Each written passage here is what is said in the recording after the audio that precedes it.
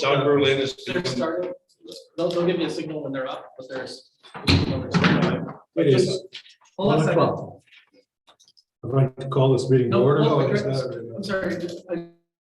I just want to let you know that they're starting it, so they'll signal you here in a second when they're ready. So Kathy's just Should getting we, plugged in. you want me to start that again? Yeah, that's what you can do. Thumbs up. Video, the advertising on there is really good too. I would find the advertising on there. Good. All good? All right. Let me start again. I'd like to call this meeting to order. Start with a roll call, assume Kathy has the list of names. We're all here. Yep. City Council, Commission, and staff. We'll start with the approval of the agenda. Any additions or deletions? None? Make a motion to accept the agenda. Second. Motion's been made and seconded. All those in favor say aye. Aye. Aye. Motion is carried. Next is the approval of the minutes from last month's meeting.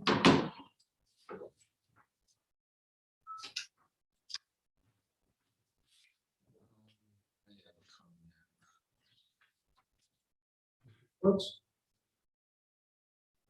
Under 7 updates, Kathy, under A. If I said it that way, I didn't mean it that way. I think what I was trying to say is that if the superintendents cannot make it, then the number 2 person should be here. It doesn't read it that way. It says, With the superintendents instead of in their place. says a water employee attendant along with superintendent. So just to clarify that, I'm not asking for the supervisors to be here and someone else. Just a representative. So there's representation. That's what I thought you meant. Yes. Does that, you want to make a clarification? So how would you like that to read? We could just say It's to attend the PUC commission meetings. if the superintendent is is not, Yeah. that's fine. We just don't need double duty. We'll make a motion to approve those minutes with that change. What's the other one? There might be something else.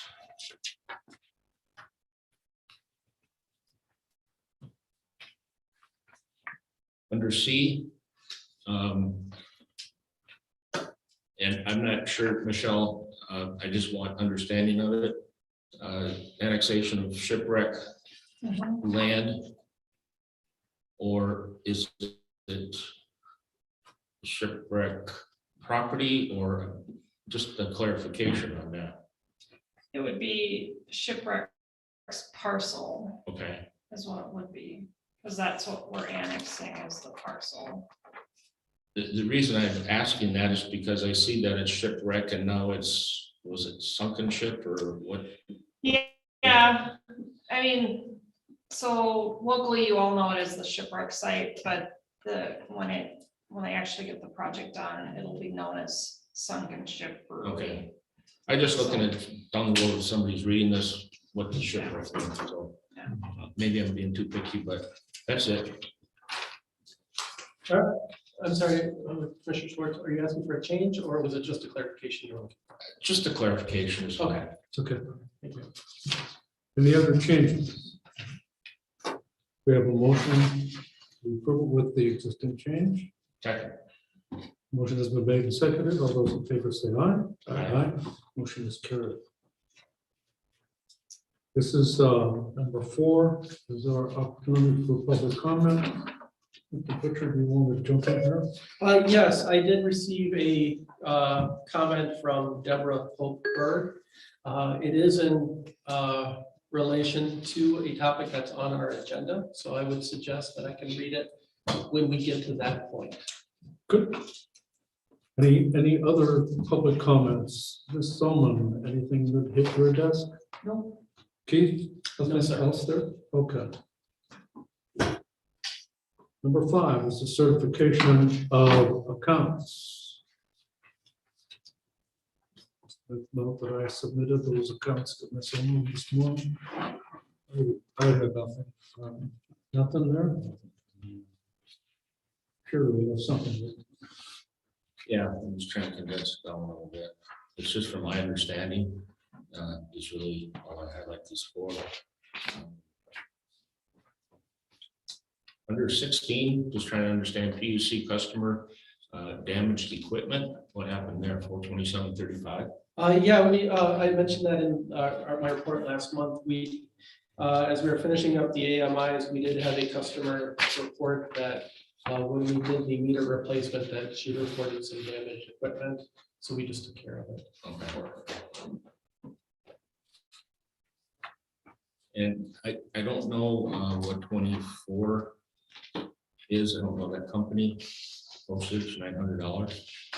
That would be the postage for our postage machine for our bill mailings, For our what? for when we mail our bills. Okay, Postage meter. so that's the, okay, got it.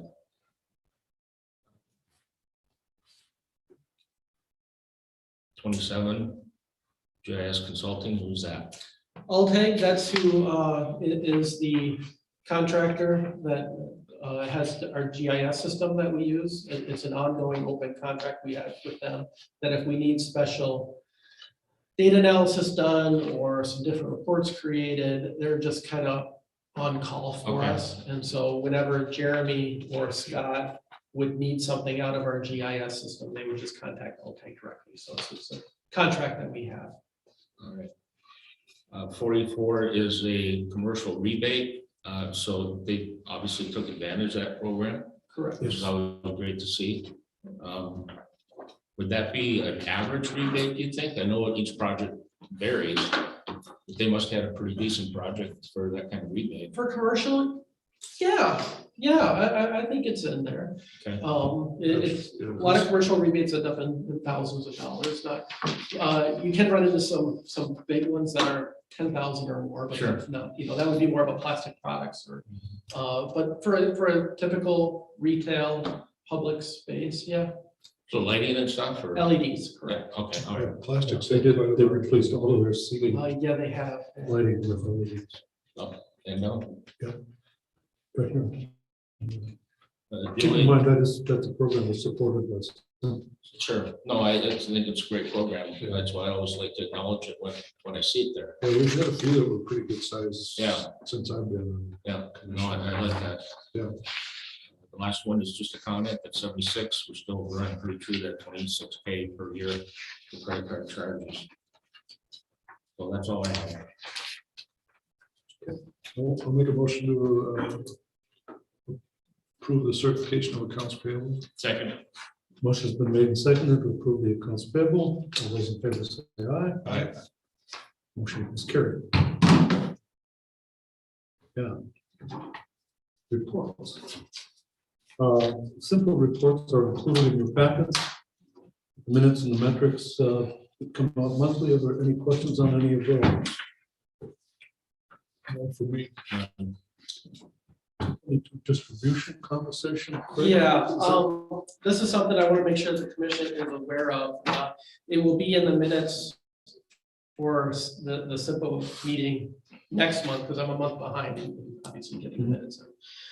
SIPA has continued to evaluate the status of its own cash reserves. And their cash reserves are still higher than what the SIPA board approved bandwidth is. So under their bylaws, if they're outside that bandwidth, they are supposed to address that situation, so they don't have too much cash on hand. What they're talking about at the moment, and the direction that the board is taking, is that SIPA is looking at doing a $12 million distribution to its members in early 2022. I haven't gotten the individual breakouts yet by member, but I'm anticipating for us, it's going to be in the order of $225,000. That's a cash infusion that we will receive from SIPA.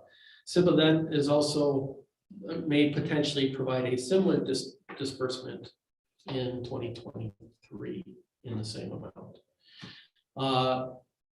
Now, so that's really helpful for us. I wanted to make sure the commission was aware of that. And I would like to suggest that, we do have the DGR system study planning. plan that's coming due, which I will report on later. Something for the commission to consider is allocating those funds for any infrastructure improvements that DGR may recommend, so that we can take care of that without having to do a rate increase or stress our typical O&M budget. So more details to come. Just wanted to give everybody an update that that is something that you will be seeing in the next few months as we talk in more detail. Good news. Yeah. All right. Are there any particular things on the simple financial reports? I imagine that covers that. I do have a couple of things I'd like to mention in the financial reports. So first off, as the commission directed, we do have, let's see, I see the cash reserves are first, so I'll go through the cash reserves. One thing I want to point out is you will see in the cash reserve analysis that the water cash reserve has ticked up the last couple of months. The reason for that is because we have not been able to get water notes for our water AMI conversion, something that I've been mentioning in previous meetings. Because we haven't gotten the water notes means we haven't spent the money. So that's about $150,000 that we haven't spent this year because we haven't gotten the product. Last conversation we had with Eden is hopefully by the end of the year. They didn't give me a lot of confidence that they'll be able to meet that. When you look at the news and you see that Ford and GM have actually suspended some construction of vehicles. Is it the chip then? It's computer chips and stuff. Yeah, it's because the nodes are built in the factories over in China, and China's been shut down because of COVID. And so there's just a shortage everywhere for that kind of equipment.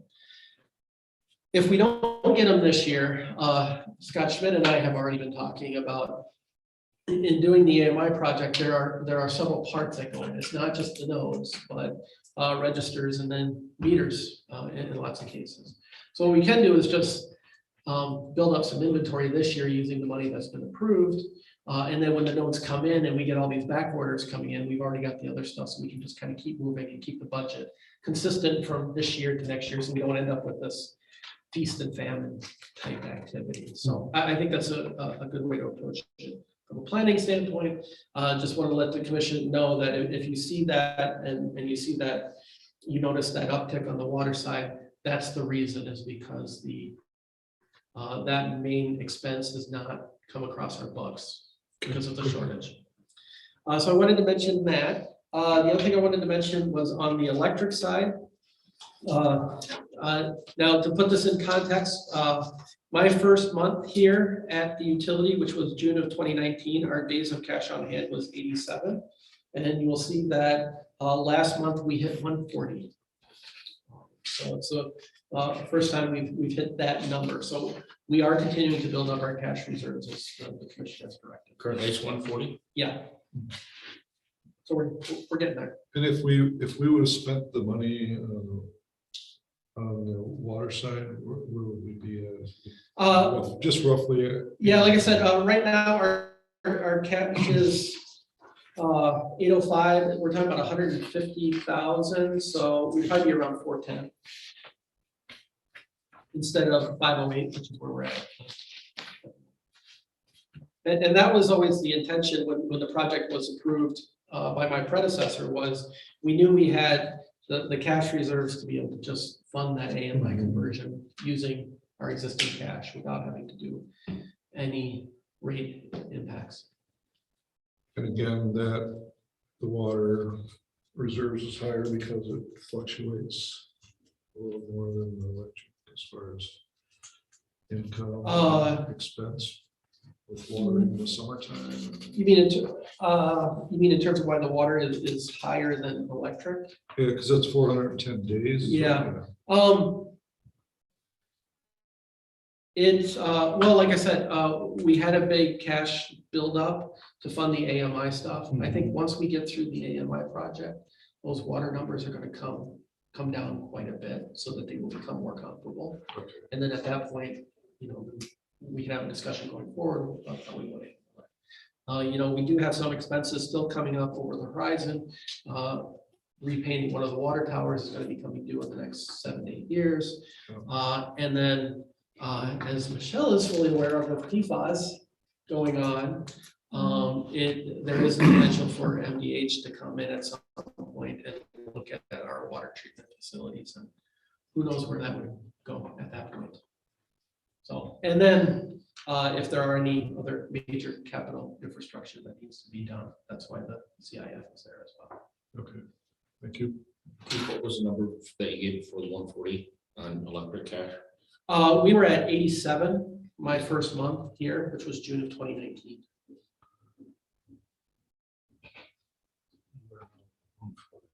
Correct. Target is still 180. Yep. And, Right. At that point, I would like to see us change the way our cash reserve policy is. I would like to set it at that point to 180 once we get there, Right. so we're in compliance, you know. But Yeah, we had some of that discussion last time, quite a while about this, that we Yes. set a policy that's, It's always fun to reach the goal so we can change things. yep, yeah, good. more positive news. Yeah. So that was my, I did want to mention that on the cash reserve. I also wanted to mention regarding the EV usage tracking, if you've been looking at that, you'll notice that there's been a drop the last couple of months. The reason for that is that the DC fast charger has been offline. There was some, we were dealing with some technical issues on it. I did have Zeph did have a tritium technician, tritium is the manufacturer for the unit, come up, and they did get that finally functioning again and back online on September 9th. I have noticed that there has been usage on it now that it's been repaired, so I expect those numbers to come back up. But that drop that you're seeing in the reports is because of the DC fast charger. All right. Moving on to number 7, updates, electric department generation plant, Mr. Pritchard. Yes, just want to let everyone know that September monthly exercises occurred on September 9th and 10th. All that went well. We did some inspections of our stacks, and those all looked good as well. Right now, we're pretty busy over there. Number 7 continues to have a coolant leak that we're finding in the oil chambers. That concerns us because if it can get into the flue, it can cause some problems. And so we've been working very carefully with Ziegler and Caterpillar on that. We have all of that work being done at the moment. So what happened with 7 is we scheduled with Ziegler. Unit 7 was called out of service from Monday until next Tuesday. On Monday, Dean from Ziegler came up. We did a lockout and tag out of the unit, so it's out of service. Drained the radiator and the engine of coolant. Dean's been on site this week and was prepping yesterday as well for removal of the intercooler cores. Ziegler and Caterpillar, they actually brought up their engineer from Lafayette to be on hand. They want to actually see those get removed and inspect the units quickly. There is visual indication of the leaks coming out of the intercoolers. We were pretty confident that's what's happening. We've been told that the new intercoolers that they're going to be installing and replacing them with are more robust. I don't know specifically how they are more robust, but we've been told that that they have been manufactured in a much better way, hopefully make sure that the new ones don't leak. So they did pull them out this morning.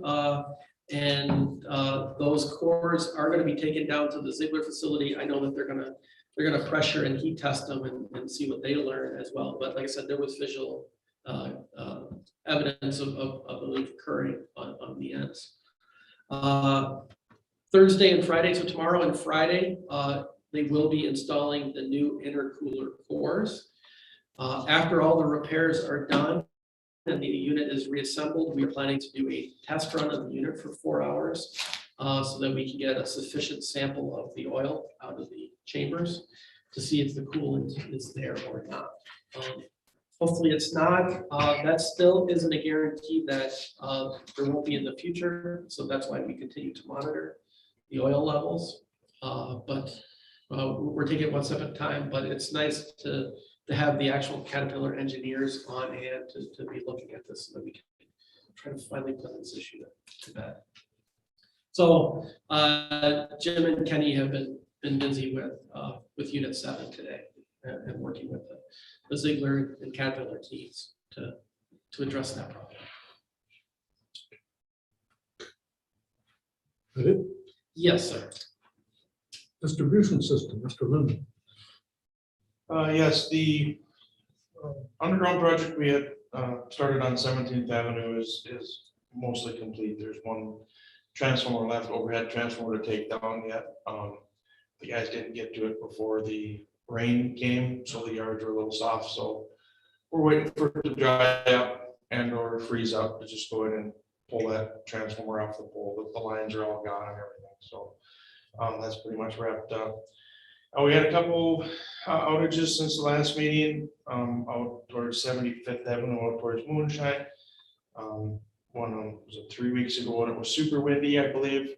There were significant outages across the state. A lot of blinking lights and stuff. Princeton, the entire town blinked. The transmission line got hit a couple times with lightning, so it blinked at my house. But yeah, other than that, it was a tree branch. And then before that, there was a lightning strike out somewhere by Moonshine because there was a report of a phone pad that was smoking. So that took out one of our transformers. It must have come back on the secondaries from the phone line. So we had a little bit of an issue there. And then yesterday, there was a voltage issue at a house out on North 7th Street. She had a little bit of higher voltage on the neutral. She had like almost 90 volts. So there was just it was a bad squirrels that got up there and chewed on it, and it was leaking through to the neutral. So she was getting shocked when she was doing the laundry, and he got shocked when he plugged his pellet grill in. So Not good. no, so we ended up replacing the transformer because when we got up there to check the connections, the transformer bushing was actually broke, which was not related to the problem, but. So we got in there and fixed that. Rivertown, the apartments out here on First Street, that project is moving along. The system study, like Keith had mentioned earlier, and then just our monthly service install, GIS, that kind of stuff. So, yeah. Are they putting the meters inside or outside that building? I believe they're going inside that building in the That's separate. electrical and the mechanical or the electrical room. Yep. Good, thank you much. Water department updates, Mr. Butcher and Mr. Schmidt. Yeah, actually, and I should introduce Scott Schmidt as our water supervisor. So I'm going to have him kind of give you an update on what him and his department are working on. We finished up some stuff down at the Taco John site. The outlot out there, we adjusted up some valve boxes and curb stop after they did the final grading up there. Rivertown apartment, they're still working on getting a company to seal the well. They've got 4 or 5 people trying to get somebody in there. Everybody's busy, but they are working on that. The installation of the main for the project got pushed back a week or 2 here. Weather holds up, and then just a busy contractor to get time to get in there to start on that. So that's upcoming. The sunken ship, we've been in contact with them guys on the hydrant install and then the service line going into the building there. So we had a couple contractors and some questions on that. We've been working with them guys. And with sunken ship, we did get the easement established for the hydrant on their side of the road. We got working on in progress. We got the bulk flush hydrant flushing going on. You guys are working on that right now. We got tower inspections completed this last 2 weeks or last week. It's kind of the normal locates, and we have some meter reading. A couple new meter installs up in Northfield Commons. The monthly filter testings and the Department of Health testing. Couple things I'd like to add to it. In terms of the flushing, Scott's working on a little bit of a different strategy than typical. We've been doing some targeted flushing on that, and the impetus for that was we did get notification from DNR because of the drought this summer, to asking municipalities that if they can do targeted flushing rather than a full flushing and not stress the aquifers, that would be a good thing.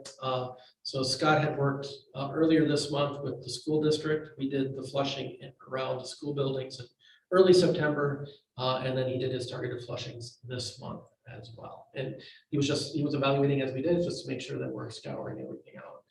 As we look at it more and more, if this works out well, we may switch our process so that in the spring we do a full flush, because winter you just don't have as much usage. So you really want to scour the system. But that would be in spring, and then the fall, because water consumption is always higher for us in the summertime, a targeted flushing might be just good enough. So we may modify that a little bit, just again, so we don't have to stress the aquifers as much. The other thing I want to mention, two other items I want to mention on the water side, and I am going to be requesting a motion from the commission here. We do have a wellhead protection plan meeting scheduled for October 12th. Scott and I will sit in on that as we move forward with our wellhead protection plan update. Currently, the wellhead protection plan managers are Scott Daniels and myself. I would like to request that the commission make a motion to remove Scott Daniels as wellhead protection plan manager and make Scott Schmidt manager. The Department of Health does like to have two people and have 2 points of contact for that program. And I'm already listed as the manager. So if I am making that request to have Scott Schmidt appointed as wellhead protection plan. Yes, unless there's a question. So moved. Okay, Second. motion's been made and seconded to replace Scott Danielson with Scott Schmidt on Water Protection Board. All those in favor say aye. Aye. Aye. Motion is carried. Thank you. The last point I want to mention on the water department side is we did have a resignation for a water operator, so we currently do have an open position for a new water operator. That closes September 30th. We got a lot of interest in the position, so we are very encouraged that we'll find somebody pretty quickly. Given the process for interviews and background and drug testing, I expect to have that position filled by mid-November. Is our timeline for that. But we've been working very closely with the power plant crews and the line crew. Everybody's been chipping in, so everything's being covered until we can get that position filled. Good deal. Welcome aboard, Mr. Schmidt. Thank Good to have you here. City of Princeton update. I love that. They both turned absolutely in unison. Just making sure it's okay for me to Absolutely. chime in. All right, so we have two fall construction projects that are going to start in the next 2 weeks. The first one is the Taxiway Rehabilitation project at the airport. That is going to start hopefully on Monday. They were originally anticipated to start tomorrow, but the rain has kind of messed things up a little bit. So we're kind of waiting for life to dry out a little bit, and it looks like the weather is going to be really nice for the next several days. So Knife River is our contractor on that particular project. The second project is the 21st Avenue extension connection to the south, what I call the South Industrial Park. Our pre-con is scheduled for September 28th, I think like 10 or 10:30. Douglas Kerr Underground LLC from Mora is the contractor. The project will not be, neither project will be completely finished, obviously before winter sets in. but they're both in the same vicinity, so it'll be interesting on the coordination between access and making sure that people can get to the airport. And so I've actually yesterday we did send a notice to all the airport hangar owners, so they're aware that life is going to be disrupted for just a wee bit. We have applied for and are waiting on either a yay or a nay on a federal economic development grant to install the business park infrastructure. So that would be sewer, water, prepping conduit for broadband, and the streets for the business park. Once we get either the yay or the nay, the WSB will work on and submit a scope of services to actually do the design work for the infrastructure. So we anticipate that to happen over the winter, and then hopefully an early spring bid with after road restrictions are off, bid letting, construction season type thing. So because we have people that are waiting and chomping at the bit who want to build, so that'll be good. At the same time, we're currently working on rezoning a property for the business park, and the plat is working its way through the planning commission and the city council as needed. We anticipate that before the end of the year that will be actually recorded, so that's our goal anyway. The second reading for the former shipwreck site, now the sunken ship brewery site, the annexation, second reading is tomorrow night, Thursday at the council, and then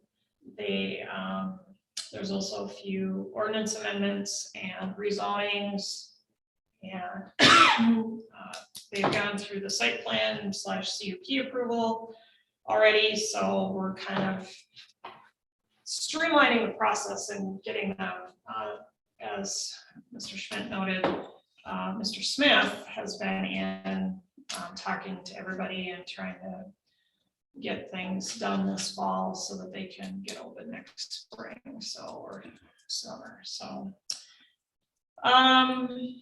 the classification compensation study, the awarding of the contract for that is again on the city council meeting.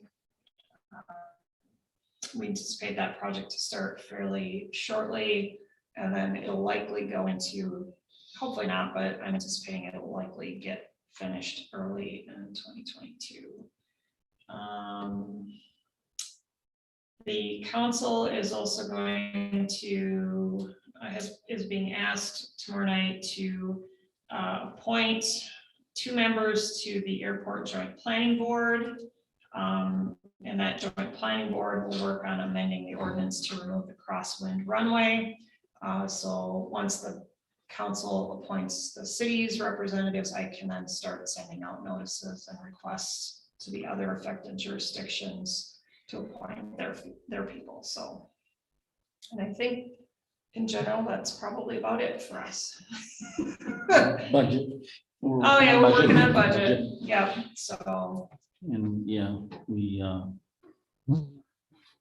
department heads are putting together all of their requests and information that we need to see where we're going as a city with personnel. If we need to, you know, hire additional people or look at a different way of doing things or whatever. But council is very sensitive to that issue and feel that we want to get the best bang for our dollar, and we do that because hear the input and try to work things through and get through the budget process and do what's best for our people. Our finance director is currently working on going through with a fine-tooth comb the preliminary.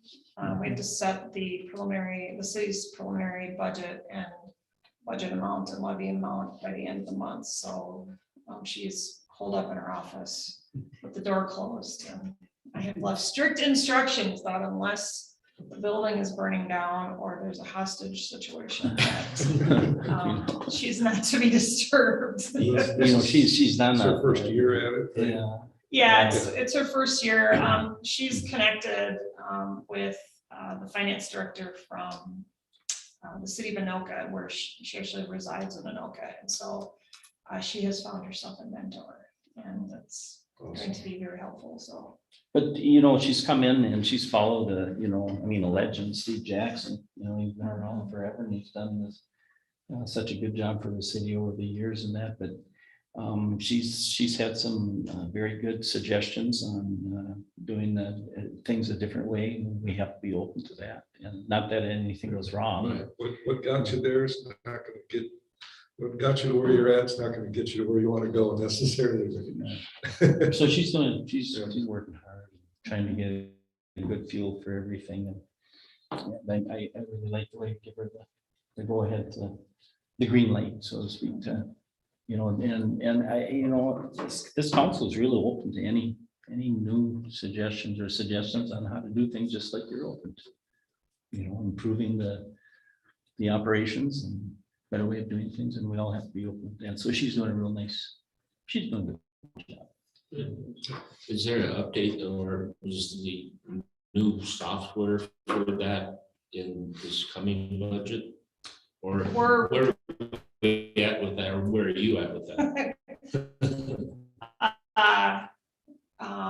She's doing research, but given the lengthiness of getting through the audit and then almost trying to get into the budget season, we're just not there yet. But every time we have a budget discussion or have had a budget discussion with our department heads, and we are realizing that there's information that would be helpful, that it would probably take a computer reprogrammer to get it out of the current system. So budget discussions were very helpful in identifying what we need in the new system. So it hasn't been fruitless, but it's not as quick as I would like it. So the money that's budgeted this year is likely going to is being rolled into next year, because not to mention the fact that, as Tracy says, it's probably not enough in the budget, because it's not just buying the software, it's also pushing all of the data and doing the implementation from the old system to the new system. So, so we're trying to make sure that we have adequate funds in the budget to properly implement the new system, as well as buying the new system. So One of those things that are very difficult to do, but once it's done, it's nice. yeah. Well, and hopefully the new system will actually allow us to, because right now we're doing the budget worksheets in Excel, and then once you're done, all that has to be input into the system. So as Tracy and I try to remind everybody, we are attempting to learn how to work smarter and not harder. Right.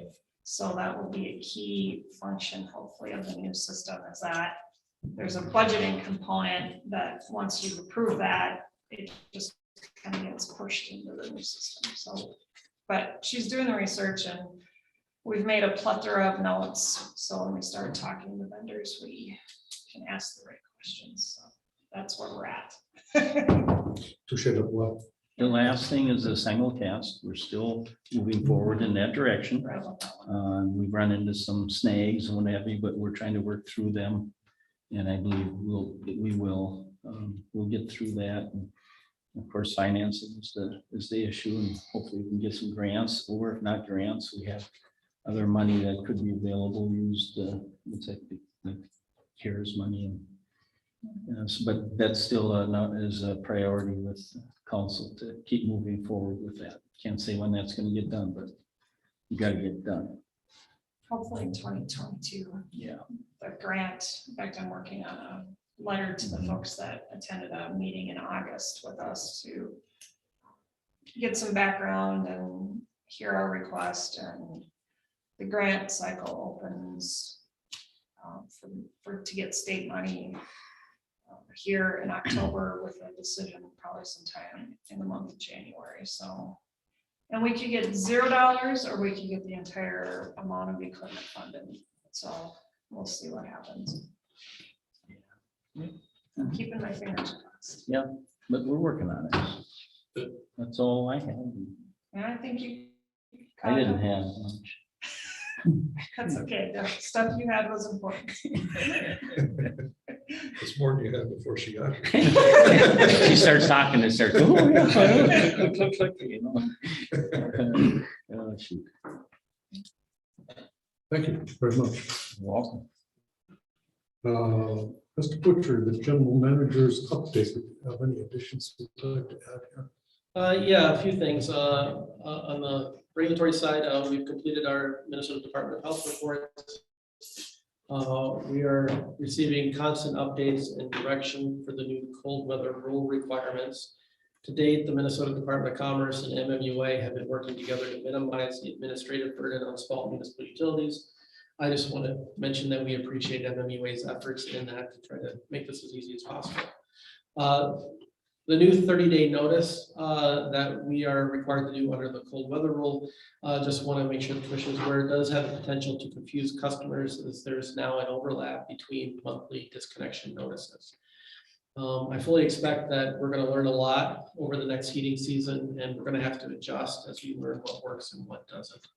But there probably will be questions that we'll be addressing. Want to also mention that we are including a free LED bulb in the new customer welcome packets. Those we distribute in partnership with the Chamber of Commerce. So we're going to use up our stock of LED light bulbs that we get from SIPA to promote the technology and help people save some energy. I'm going to be participating in the Chamber's 2021 Leadership Series, which starts tomorrow. So I'm hoping to network and learn some additional skills to benefit the utility and do some outreach to the community at the same time. The SIPA annual meeting will be taking place in Bloomington on Thursday, October 14th and Friday, October 15th. Chairman Hanson and myself will be attending. In addition, next week is Drive Electric Week. I've got a couple of Facebook posts that we can put up to promote electric vehicles, and which fits in with the electric car chargers that we've been working on and got installed. Those are the updates that I have for the general manager. Moving on to ongoing business. 8, deposit policy, the memo. Certainly. So yeah, in your packets is memo 21-27. We are continuing to move forward with the new deposit policy, which will be based on a customer credit check. We're still on track to launch this October 1st. In order to do that, though, there are some clarifications and some different actions that we would need from the commission. Currently, our service rules are based off of the old process, so obviously those need to get updated.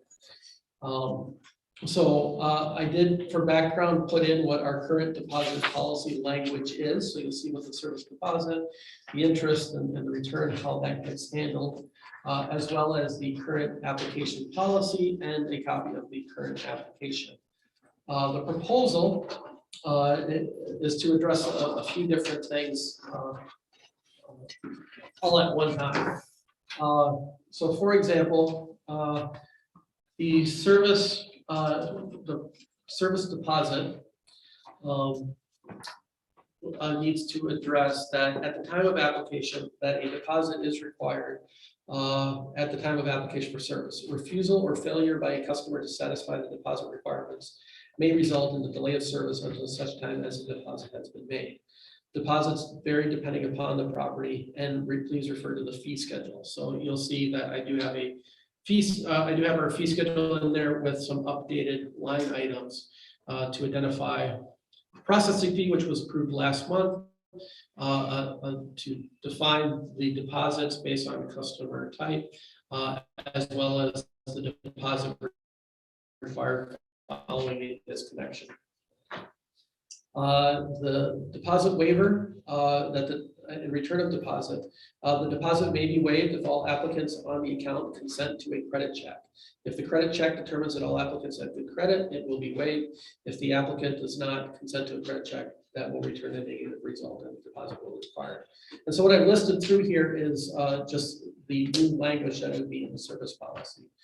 So I have that, I have the fee schedule. In the application policy, I do have just the simple addition that customers must complete the application for utility service and pay any and all application processing fees. Please refer to the fee schedule. All applicants must provide a social security number to verify identification. ID verification will be conducted as part of compliance with the red flag rules required by the Federal Trade Commission.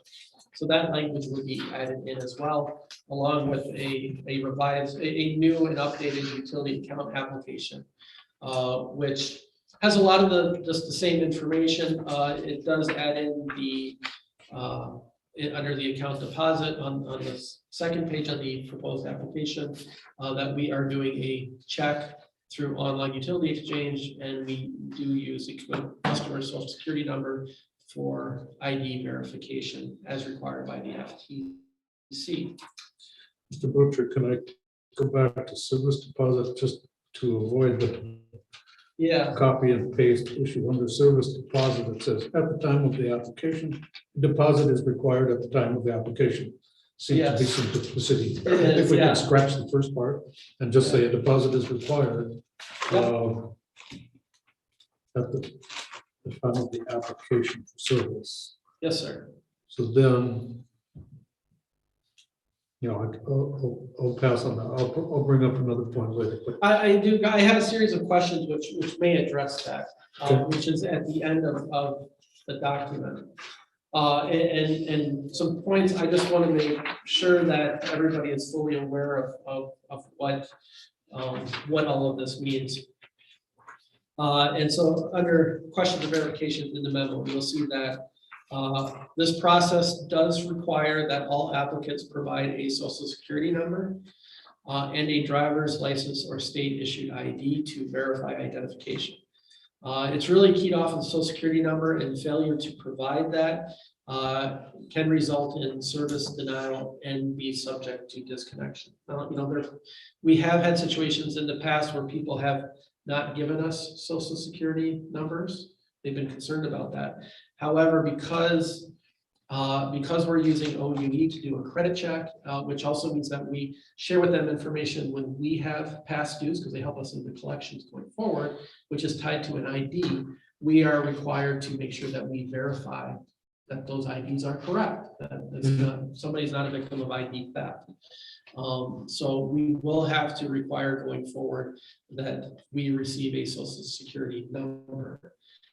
The other nice thing about that too is by doing that ID check, and we have one right now that we're through the process on, we were given a false social security number.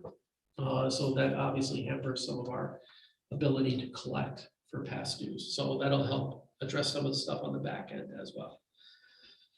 Number two, we are working through a process in which there is one application or service fee, regardless of the number of individuals on the application or on the account.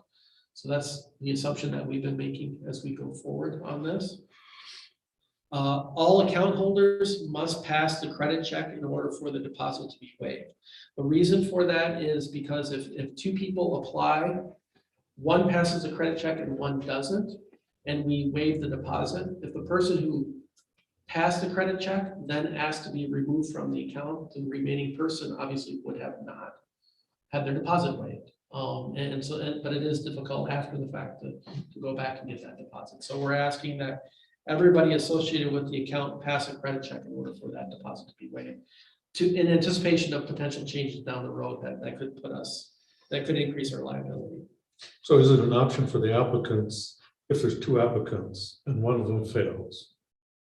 Can the applicants then decide to remove one of them and just go with one? So that's their choice. Yes. But then we have one person that we can go to for the. Correct. So it was number three. Number four, a customer may decline to have the credit check done and just pay the deposit.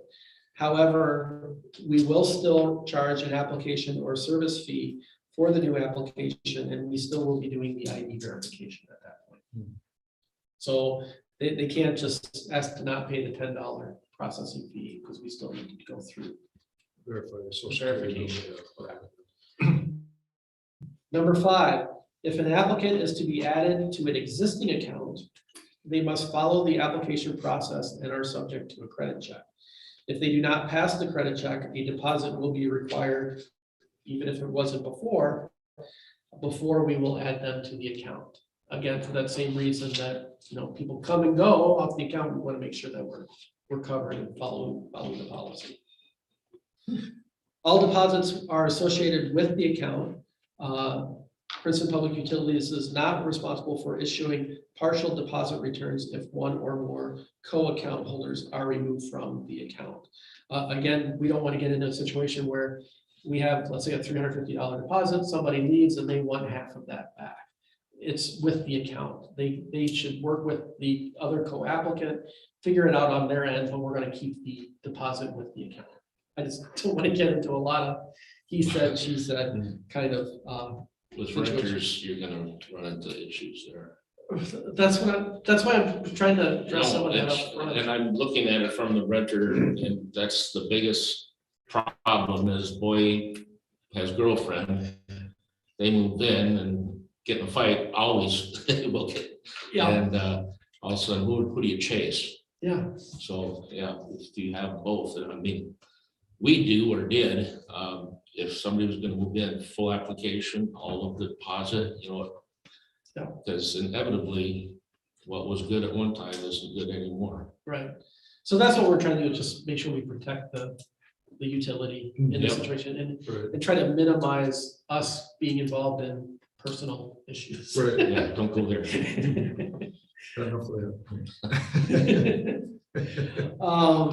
Number 7, and this is a question, and actually Commissioner Swartz and I have talked about this as well, because I had put in a placeholder just as a starting point. The question is, under what circumstances may a deposit be returned? And so an example that we thought of was, if somebody currently has a deposit on their account, whether they're grandfathered in through the old system or whether it's a new application, they have to pay the deposit, and down the road, they ask if they can now have it returned. That at that time, the customer would need to pass the credit check. And I also put up in there that the customer has not been subjected to a disconnection within the last, I put 3 years. And the reason I put 3 is initially I had 5. Rick and I talked, you were thinking 2 to 4, I think is what you said. Yeah, it was just something less than 5. That Yeah. seemed to be long. I talked with office staff and we put our heads together and it seemed that the office staff were comfortable with 3. They were a little worried about going to 2, but they thought 3 was a good number as well.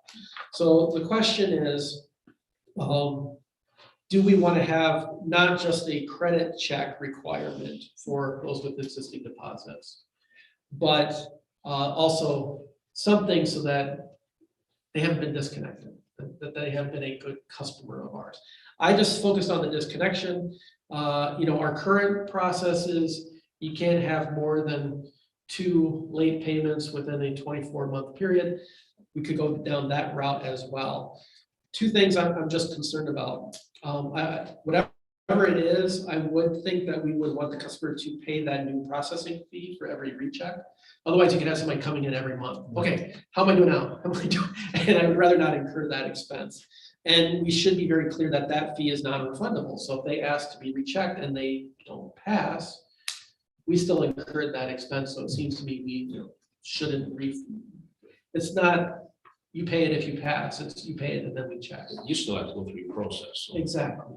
So that's kind of my question for the commission is that circumstance in which somebody can get their deposit returned. Does this make sense? Do you want to add in anything about late payments? Is there something else that we haven't thought of that should be, or do you just simply want to say it is 100% based off a credit check and it doesn't matter whether what your payment history with us is? I don't know which direction the commission wants to go with this. I can go first. I If you wanna go. I think it's important to give somebody with a history with us an opportunity to do a credit check and get out. But I think a 2-year history with us that says you've had 4, 5, 6 late payments, even though the credit check comes back 800, but you're not paying us, that's a huge flag. It says, you have to come clean with us. But if the guy's had a deposit, he hasn't missed 1 or 2 payments during that previous, and the credit check score comes back at the appropriate level, whatever that is, then I think we have to give them an opportunity to get on the new program and be part of the deal. But I don't want to ever get into a position where we're ignoring our own history as part of that. Just because we have a new tool doesn't mean we want to ignore that customer's history with us. So I think it's important to leave those fallback positions in there going forward. I think they should have a chance, if they've cleaned up their act, they've been good for 2 years, now they want their 175 or 275 or 350 or whatever number Kathy made up at the time. Then we can say, okay, here's the deal, pay your application fee. That's got to be understood, and as you said, that's not a refundable deal. If you want to go through the process is a $10 deal, whatever that number is. And here we go, and give them that opportunity. They should have somebody explain to them at the outset that we're happy to do that, but in the last 24 months, you've had 5 payments that were late. So regardless of how that comes out, do you want to spend that $10 when you know it's gonna fail? Would that show on their credit report if they were late with us? No, because we don't report Okay. late payments to the credit agencies. Oh, if that did, then I think we could probably just go completely off the credit report. Because obviously, if they had disconnects from late, it's gonna drop their credit score. But being that it's not reported, we could Yeah. manipulate it that way, yeah. I just think it's important for us to be transparent upfront. Say, look, happy to do that. It's $10, but your history with us is X, Y, or Z. So do you want to take a few months and get that squared away? And then we'll be happy to do it. I think that's just common courtesy. I agree with that. Okay, so I don't know how you change your language or add that to your language or whatever. I don't know how. Yeah, no, I mean, if there's history there that we can use, but it would be limited.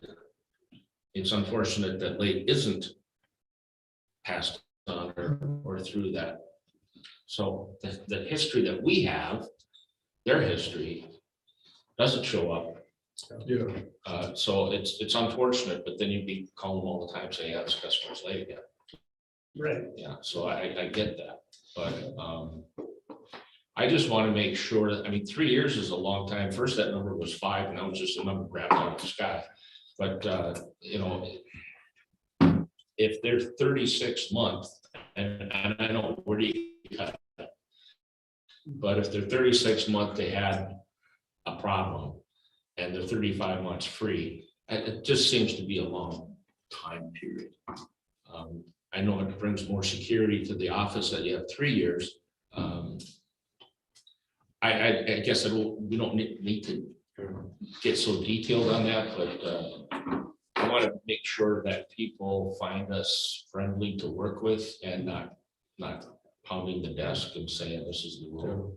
If I may, just to recap our disconnection process, which is we send out disconnect notices for accounts that are 30 days past due. It is a 30-day notice. So by the time the disconnection happens, they are now a minimum of 60 days past due. So just so people understand the timeline. Yeah. Of how that works. So I think what I'm hearing is we do want to have some sort of requirement in terms of no more than so many late payments in a certain period of time. And I think we had 2 years, 24 months, no more than 2. I don't think there's any reason to change that. I mean, you can get into actuarial tables and figure out what's the difference between. If I may, the current policy is no late payments within a 24-month period. So is that, I mean, is that what you want to continue with, or do you want to do something different. Does Because that help us to consolidate the numbers and this is it? Instead of adding another term of going 3 years? I mean, 2 years, if you haven't been late or no disconnect fees. And just, well, I guess I'm talking about two different things. Yeah, So to I me, know. there's the disconnect. I'm just looking at the simplicity for the mind on what these rules are. Okay, So no disconnect in 3 years, no late payments in 12 months is what we would have right now. our current is no late payments in 24 months. Oh, 24 months. Now, remember, part of the question that has been brought to this commission is the difference between the new customer applications and Yeah. return deposit. So it's coming in, I think we have an opportunity here to just make one rule. Right. It's whatever you guys tell me to do. What's the company that we're switching to, Q or OUE, OUE? Online Utility Okay. Exchange. Yeah, I put as much on them as you can, and as attrition happens, that's the background stuff that we have on them is gonna change, but I like simple, I like easy, I like the fact that you can explain it to the customer. The simplest would be to just go strictly, that would be the simplest thing to do, but. Because I guess if I said, well, if I got disconnected, now I'm a new customer. And And if my credit score is good, you're gonna approve me, but if you know what I mean, it could be, I just think, some people. I know they're different things, Keith, but just Yeah. 2 years and you have reference with current customers. Okay, 2 years for 2 years disconnection, and 2 years is, I think, what you suggest. for the disconnection. Yeah, And- 2 years on the no payment. I'm just gonna say this back, Yes, just to make sure I yeah. understand. So in order to have the deposit returned, you have to have a credit score that passes based on what we've approved before. And you cannot have a disconnection or a late payment within the last 24 months. Correct. Yes, Okay, simple enough. okay. So, just so, really the way the new customers are handled, and I just want to state this so that we're all on the same page. They have to have a good credit score. We may or may not know their utility history, so there Right, still will be a right. difference there. But it makes it simple for us. It just is what it is until we build up our own history. Right. That's what I'm trying to do for office, everybody. Yeah. When we talk, I mean, just next year, you say, well, this is 2 years, this is 3 years, and Basically, everybody's gonna get a chance to come in with a good credit score. And then if they say move out of town, move back into town, and they were late or got disconnected, then we would look at them, well, you had a disconnect a year ago or whatever, so. Okay. But it does mean both of those things have to be true. So even if somebody comes in and they haven't had any late payments within the last 2 years, but their credit score is horrible, we're still gonna keep the deposit. Yeah, Yes. yeah. Okay, I mean, there's a foundation level here that says we have a deposit, you can get out. But I think that, what we're trying to accomplish here was someone buys a house in town and they've got all this expenses of moving in and besides a deposit, but if they got good enough credit to buy a house, then they should have good enough credit to not have to put up even a bit more additional money to live at a time. That was kind of the whole start of the conversation. Mhm. And so I think we're moving in that direction. Yeah. I think we're all on the same page. Okay. 2 and 2. okay. It does, from the last meeting, we did have a customer come in asking about the deposit policy. Again, it really doesn't change that situation because we are still requiring a 24-month no late payment Right, requirement. right, Okay. right. I don't know if you have it or not, because I didn't read the application to the bottom, but I think it may be advantageous to some language that says this application fee is not the only method that past history, just a little asterisk or disclaimer or something that this application along with past history. So somebody doesn't stand in front of you and say, well, I have an 800, yeah, but your past history shows that you're a problem. Okay, Yeah. Just link it, have just a Somebody will statement. call you out on that, otherwise you're right. can you, was there a specific language on the application? Just that, something that it's not, the acceptance isn't only related to this application. Past history may also be considered. Yeah. And approve it in this application, in case you have someone that was disconnected and then comes back in and says, no, I'm a new customer now.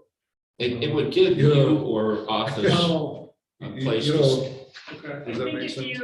I think if you were, if I can make a suggestion, Yeah. is under where it says office use only.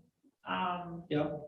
I would, instead of just saying notes, I would have a checkbox that says any previous disconnects, yes, no, any late payments within 24 months, yes, no. And then it becomes clear on the application that, good, yeah, that'll be easy, right? Because we're gonna, anybody who's had a previous disconnect in the last two, say, any previous disconnects. Any Well, utility, we might be like a previous eviction or something. Okay, I think I need to take a step back. This utility account application is for when somebody comes in and applies for a new service. Mhm. I think what I'm hearing is we might need to have a form if somebody comes in who's an existing customer who is asking for their deposit to be returned. That wasn't the purpose of this. The purpose of this was for that new application for service. Yeah, for new, it's not gonna pertain. Exactly, right, that's where I'm going with it. So what I'm hearing is you need a second I need, application. I need another form Current new.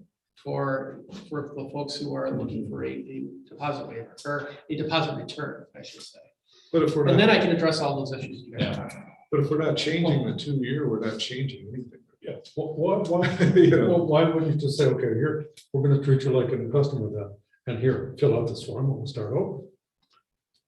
But we're still. Because of the issues that these. But our existing policy says 2 years of no late payments, right? Correct. So what difference does their credit score make really if they've had?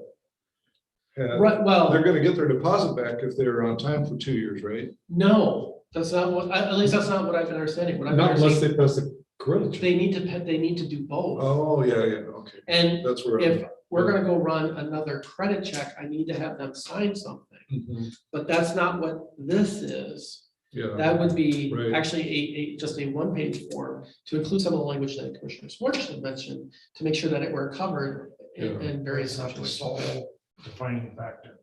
Correct. And what is our definition of a new customer? If I live in town, move away for 2 years and come back, You're new. I would say you're new. But if you're, but if you got disconnected, but if I never paid a bill when I was here for a year?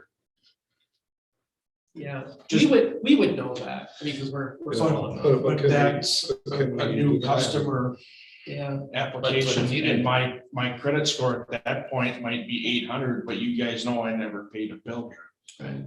And so then the 2 years non-payment, no late payments, no disconnect, doesn't apply to me because under our definition, I am a new customer. You're a new customer, but I don't think your credit rating's 800 anymore because we've got to turn you in and go after you.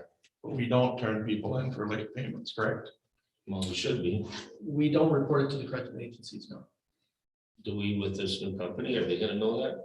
They're gonna go after. It will not be us. in their system. Yeah, It will not, but their system is different than what the Federal Credit yeah. Bureau is. They don't report to Experian or those other places.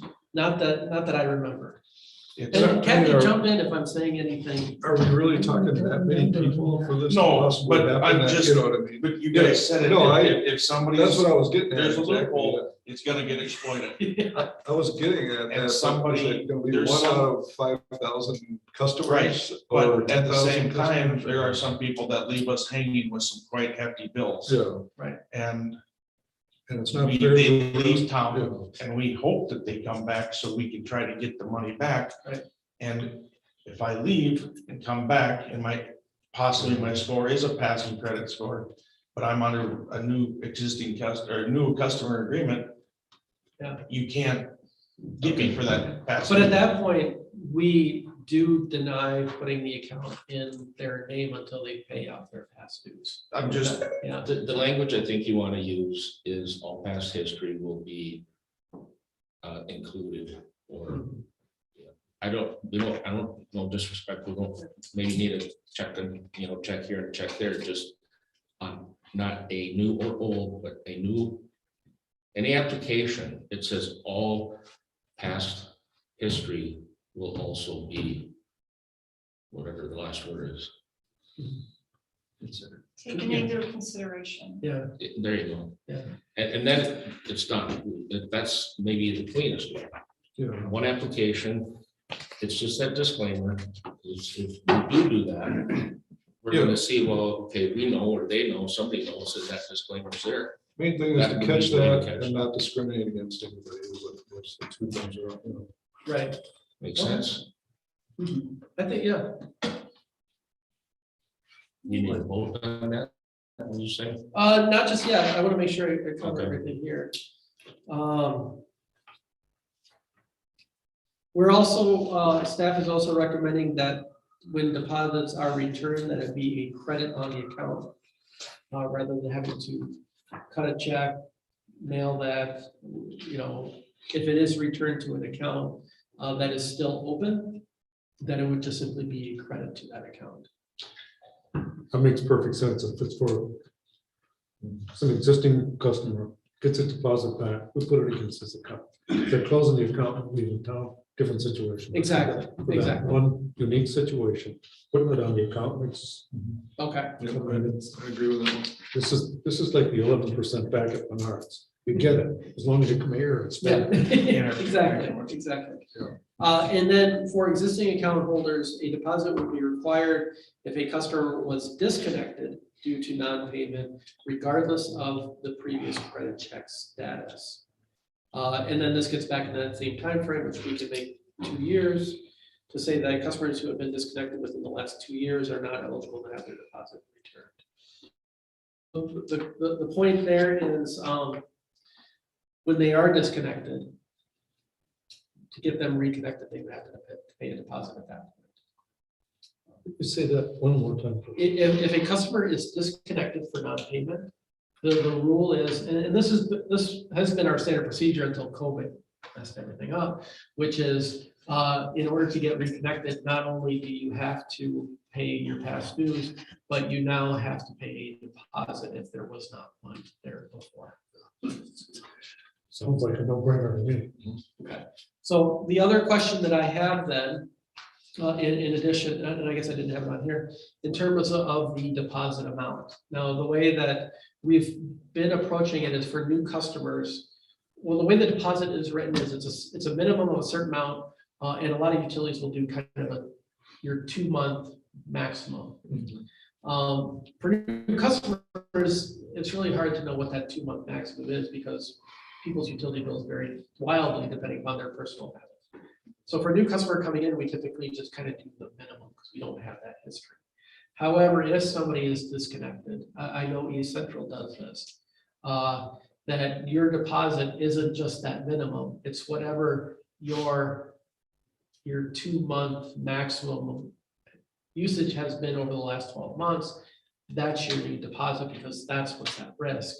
Should you And leave town in the middle of the summer, let's say, Yeah. because that's typically when people hit their maximum. and we can get that number. Debbie has that number, I'm sure. Correct. So the question is, now that can run into some, I mean, you can run into some people then that might have $1,000 deposit.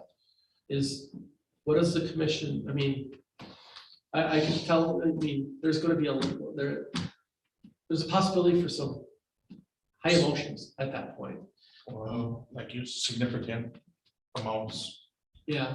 So do you want to say 2 months up to a maximum point just to protect us on the high end in case there's some unknown down the road? you know, I usually like to put bounds around things just so we don't lose control over. The truth, yeah.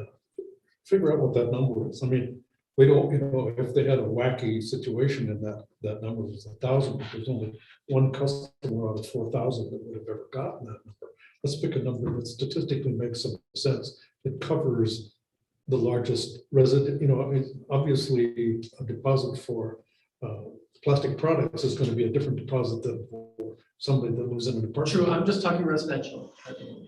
Yeah, so yes, We have history too of the property. yes, we do. Well, in this case, I'm talking about a disconnection, so we have their history. Yeah. Because again, statistically, we have a good average 2 month out of there that we can say this is it. And it shouldn't, I mean, I don't know what that number is, but let's say the max is going to be 725. I'm pulling that up completely. Does staff have a recommendation?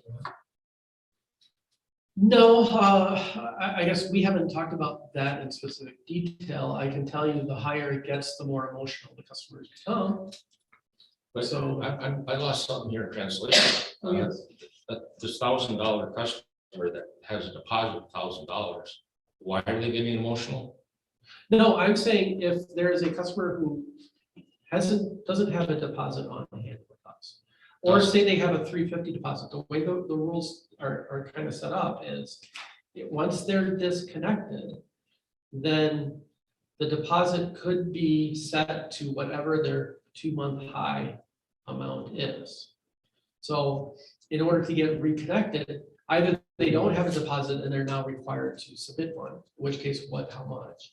Or if they have a deposit, but it's not enough to cover that 2 month high, you're asking for additional funds at that point. And you're dealing with somebody that has been disconnected for non-payment anyway, Yeah. and now all of a sudden you're asking for another several $100s.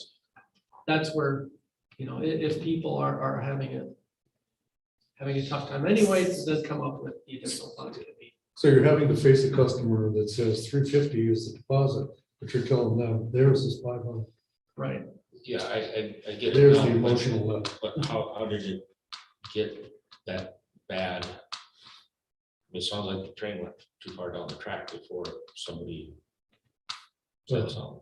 Well, The when a customer, deposits amounts have been just set an arbitrary number. right, No, Right. we've set them and agreed to them. I get that part. But we're talking here only people who've been disconnected. correct. And I think then we almost have to go with the 2 highest month they had before. Because that's the risk that ratepayers are willing to take on, because, you know, basically, we're all paying that bill if it doesn't get paid. Right, but I don't know what the 2 months does if their average is 150, so that's 300. But if they owe us $1,000, because that 300 is going to go to pay that 1,000. So Right. now you're down to 700 that you still owe, and I'm only going to charge you $300 deposit again, Well, no, or if, 1,000. Then they don't have it. I get that. Yeah. I think that's There's what I'm asking. there's just something wrong there. yeah, there's a little bit of a disconnect here. If their highest 2 months is $300, it's a non-issue. Yeah, Correct. Then it's still $300 or $350 or whatever. the Right, rest. because we have that set as a. But if the deposit ordinarily would be $350, but they have a couple of months where they have $500, $600, $700 for those 2 months, then we say, no, you've been disconnected. So we're going to protect ourselves with 2 months of your history as a deposit, so that we're covered in case you go through the situation again. So in some cases, it'll be irrelevant, but in some unusual cases, they're going to have to pay a higher deposit to get back in the good graces of Deputy Kevin. So, you know, I think that's the only thing we're saying at this point, I think, is that in those unusual cases where somebody's coming back and the deposit that we have established as the charter number is not enough to cover 2 months of their usage, then we're going with the 2 month average usage. That's my question. Does the commission want to go down that path, Or does the commission want to just set a flat deposit amount? I think we have a flat deposit. We have, that's in the fee schedule. It is currently set at a minimum. There's a 350 minimum. So then there is the ability to charge higher deposits if so warranted. So, and so that's what we're talking about. What language do we want to use? Correct. For those unusual circumstances where that number isn't enough for a reconnect. This only applies to reconnects. New customers from whatever town they come from are going to be paying X. Correct. But a reconnect customer, we're going to take a look at your history and say, look, here's the situation. Happy to reconnect you, but your average 2 high months are $537, and that's the deposit that has to be made to reconnect you in this situation. Okay, I think I've got it narrowed right down to the, you're assuming that this person is paying off their $1,000 late disconnect billing. Okay, they owed because it didn't take 30 days. They got after 30 days, they got the notice. Another month went by and they finally disconnected, and now it's 90 days of electric that they've used. Mhm. Okay, so now that bill is, if all of a sudden it went 350, there's your $1,000. Right. So now they want to come back.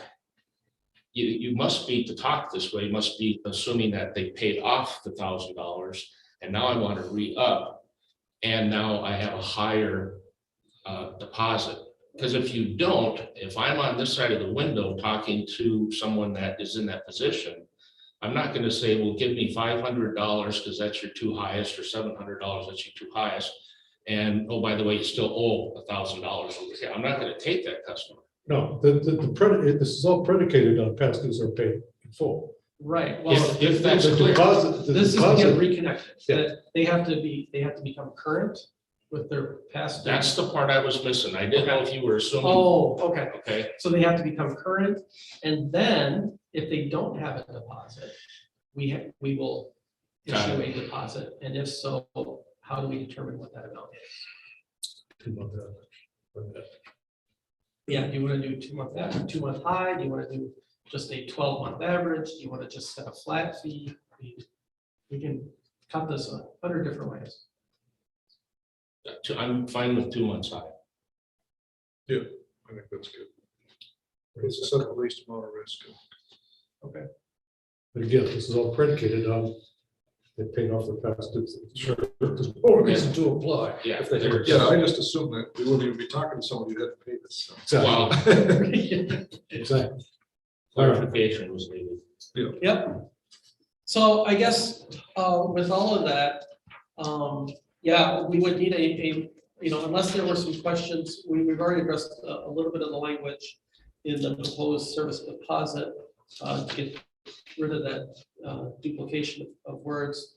Otherwise, I guess we would need a motion to update the policies as proposed. I'd like to make a couple of, Oh, yes, pose a couple of questions here anyway. yes, sir. We mix, because of a kind of a nebulous language, we mix our language here a little bit. There's application fees, processing fees, all that sort of thing. I think when we're talking about new applications or people that are applying for getting their deposits back, we should refer to that as an application fee. They're applying to get something done. It's an application fee. We process their payments and so forth. We're talking about an application fee. That's one thing. And then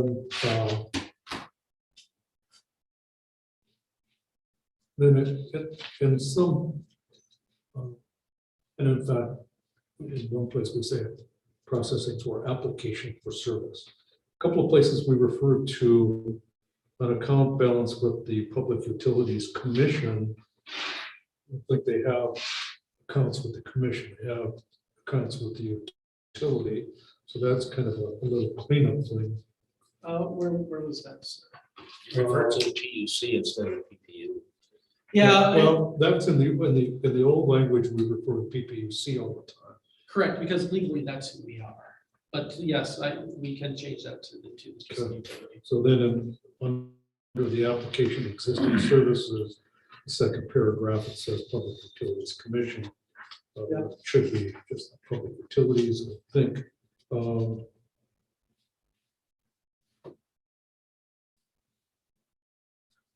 And then, if you have questions for verification, there is one application service fee regardless of the number of individuals on the application.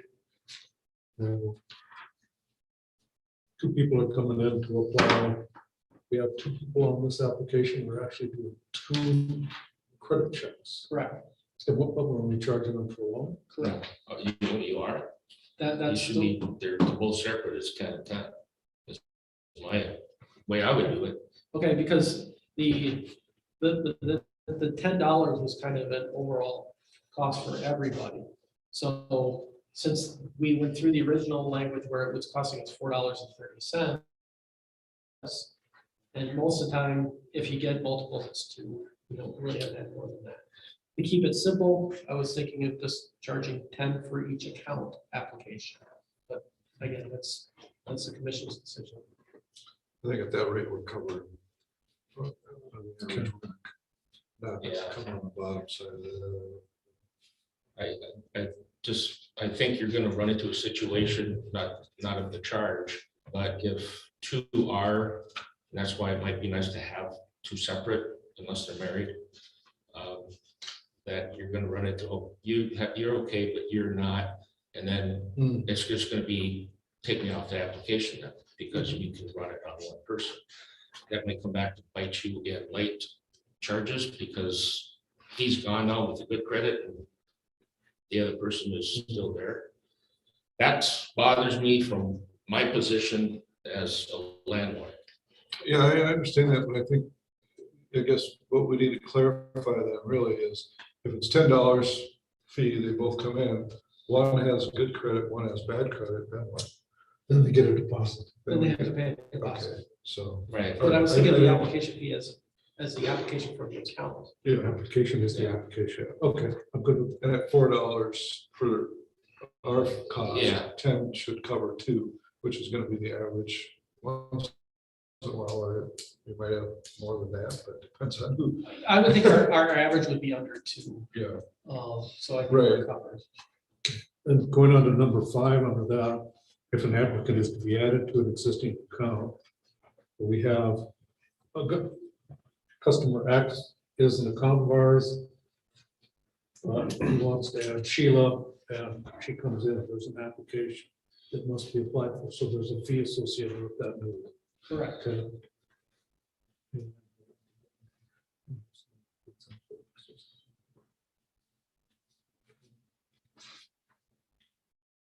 That's it on those.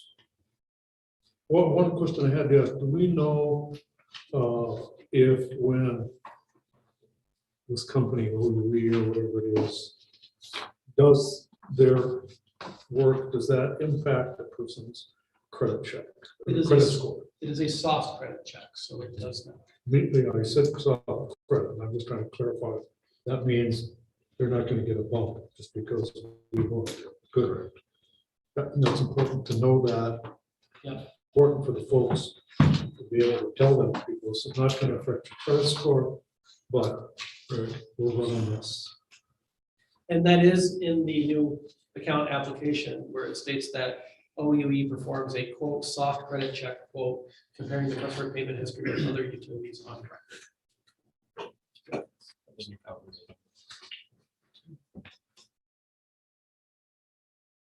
So we need a motion. Yeah, I guess if you want to do a motion to maybe just accept memo 21-27 with the modifications that we discussed, get that implemented, we still anticipate it October 1 launch date. I entertain that. I'll make that motion. Conveyed. Any further discussion? All those in favor say aye. Aye. Aye. Motion is carried.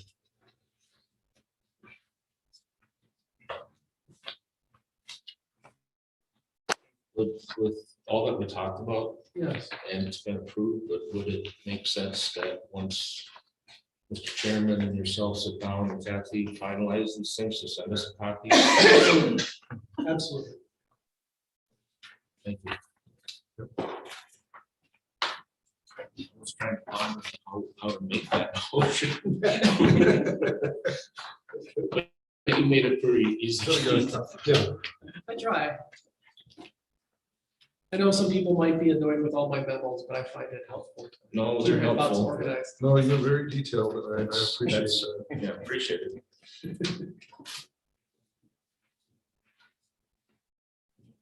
We'll have to report this one to the council. Fall asleep. or what? Just, It was, I got on a few trails. it's all right. But it was very helpful because I did need some direction from the commission. I mean, in a nutshell, what we're making it easier for people with good credit to move to Princeton. Yeah. That Nice. was the goal. I think that's what That's what good. we're doing. There's nothing wrong with that. Yep.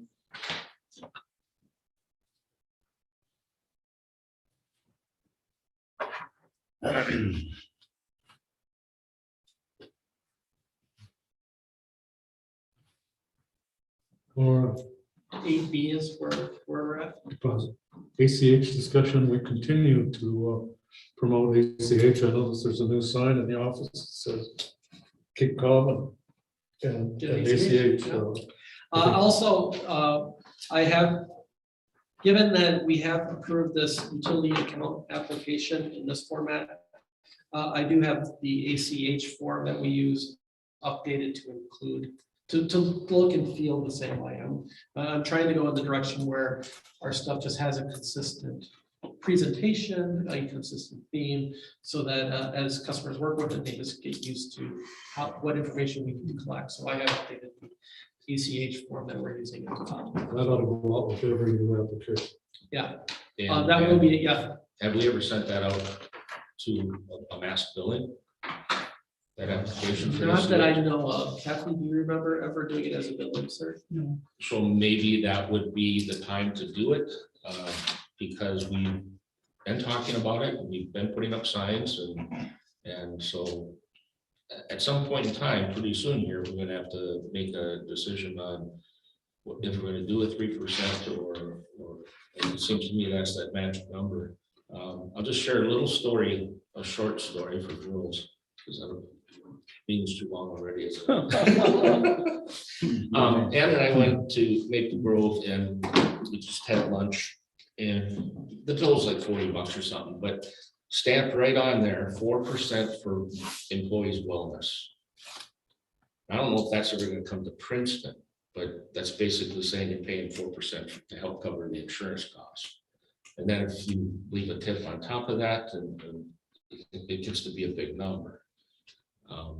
I'm just sharing that, and that's all I have to say about it, but that was not my choice. It was 4% was added to the hamburger and tuna bowl salad that Ann had. And so that's happening more and more down there, because I've gone into different places and that's happening, but more and more as we live each day, I think 3% isn't that big of a hit, and it's becoming kind of a standard thing. There's, so I live here, it's the Twin Cities. Well, I'm looking at one of my utility, I get utility bills from 6 different utility companies. Happy days.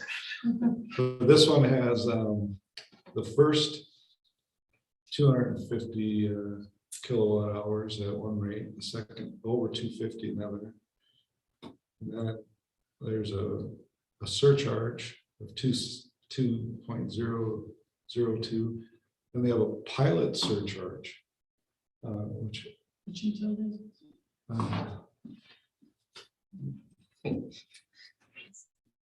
Secret.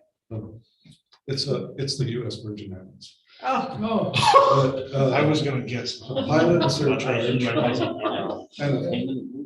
Yeah, yeah, it's surcharged on, on the bill like a franchise fee would be. okay. And then they also charge a fuel charge. Oh, And then an insurance charge. Yeah. So, Wow. you don't want to see those bills. I don't want to see them. regardless, it was interesting. I didn't want to go down that path. It was interesting to me to compare all the different charges that, the different utility companies that Yeah. I. Yeah, Excels can get very complicated. One of the nice things about municipal utilities is we do try to keep things simple so that people easily understand what their charge is going to be. I mean, if we were completely using our generation plant only, I mean, the fuel surcharge would probably have to be a must. Yeah. Because essentially that's what they're doing. That's all they have is generators just like we do. Correct. And so their fuel prices And fluctuate. outages are, you can imagine, I mean, they gotta do service on an engine, they gotta shut everything down for hours and hours. Yeah. Forget. So Jeremy pointed out that you have this on the back. So you're talking about the ACH? Yep. Yeah, Maybe it's, do we want to introduce, maybe not the fee amount, but change the language so if ACH is not going to be utilized, that you may incur. yes, we can use the connector. This is what's going out in the bills next month. But we can utilize the connector to say, get out whatever messages we wish. But as we kind of ease our way into it, which was the plan several months ago, to gently ease into it. That may be something we want to do, that at ACH, you may run into a percentage charge if ACH isn't utilized. So please utilize your change now. And something just like that. Language is important. So you gotta think about how we want to couch that, but we can think about that for our next connector.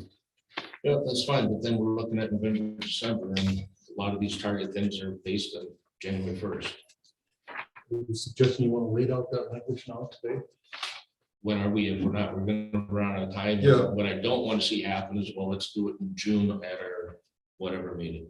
I think it would be completely appropriate to have a blurb here, just like we do paperless email, espousing the advantages of an ACH. That should be just as important as this is what you buy. Thank you. Okay, first, I guess I'm confused. First off, this is the connector that's already printed and going in the bills this month. Well, they've got this box for paperless email, Yeah, but we don't, maybe what we need to do is put a big box around the ACH part that's already on the back and say, this is an advantage to you and to public utilities. Take advantage of this. If you have questions, get a hold of us immediately. for some future connector. Well, Mr. Schwartz wants to, No, what Keith is saying is these are. These are already printed. These are already printed. Yeah. 4,500. These aren't samples, these are. Yeah. So can we, next month, put in a language, which, Well, first off, the connector is not done monthly. Kathy and I typically get quarterly together. or, It's a little bit more random. okay, It hasn't been a consistent one. I have this later on in the agenda, but the reason we're doing a connector now is because it's got our cold weather protection language, in it, Sure. which we're required under statute to share with every customer. So that's why this connector is in place. And we take the opportunity to update customers on various activities that the utility is involved in. And so this was, again, like I said, I was going to talk about this a little bit later, but this was to let the commission know what's going to be going out in the bills next month. yeah. I didn't know because Jeremy said it's on the back, so I'm reading it for the first time. But if we don't put something in their envelope saying if, HSA is out there, use it, save us money, save you money, whatever that language needs to be, but if we don't get it out there, when are we gonna do it? But this, But I'm sorry, I'm confused because we do talk about the ACH here. What? No, it's talking about it, and I haven't read it verbatim, but is there any place saying you may encounter a 3% fee if not? It's not. Well, Yeah, I mean, well, I mean, it's up to the commission, but, I tend to like to have the connector just be what we have. Speculating as to what may or may not happen in the future starts to make it feel like an advocacy piece to me. And I don't know that we want to go down that path. This is meant to report, these are our policies, these are things that we're doing. I understand that statement, and I appreciate that statement, but I what think I, if I'm hearing you right, Rick, you really want something that seems a little more urgent. well, I don't want it to be urgent because we've been doing this I for don't want months, to, I mean, but now we've got to come to a point, right, you know, I don't want to say Keith's kicking it down the road, the can down the road, but it feels like that to me, because by not addressing it, it gets kicked down the road. well, it wasn't Keith, it's a budget discussion. That's what we decided, so that's coming up quickly, you're right, it's coming up quickly, and I agree, I would like to see something that seems a little more urgent, because I would like to see people sign up for it. You know, however you market that, I mean, that's a whole, could be a marketing thing, you know, but it's right, the budget is coming up quick. I just don't want to have be sitting here in December and saying, you know, there's no change April 1st. The charges, Yeah. 26,000. I've been advocating that this every meeting. Yeah, I think, there's different ways it could be marketed, but right, we're running out of time. If during the budget discussions, we decide it's gonna be a 3% fee, that's gonna be decided by December. Can I ask a question? If I may? Yeah. So your 3% only applies, correct me if I'm wrong, your 3% only applies if they choose to pay their bill with a Visa, MasterCard, or Right. Discover, correct? Convenience fee. Correct, so, That's the suggestion. well, I understand it's a suggestion, because as Commissioner Erickson pointed out, you haven't made a decision yet. It's gonna be part of your budget discussion. So in the January,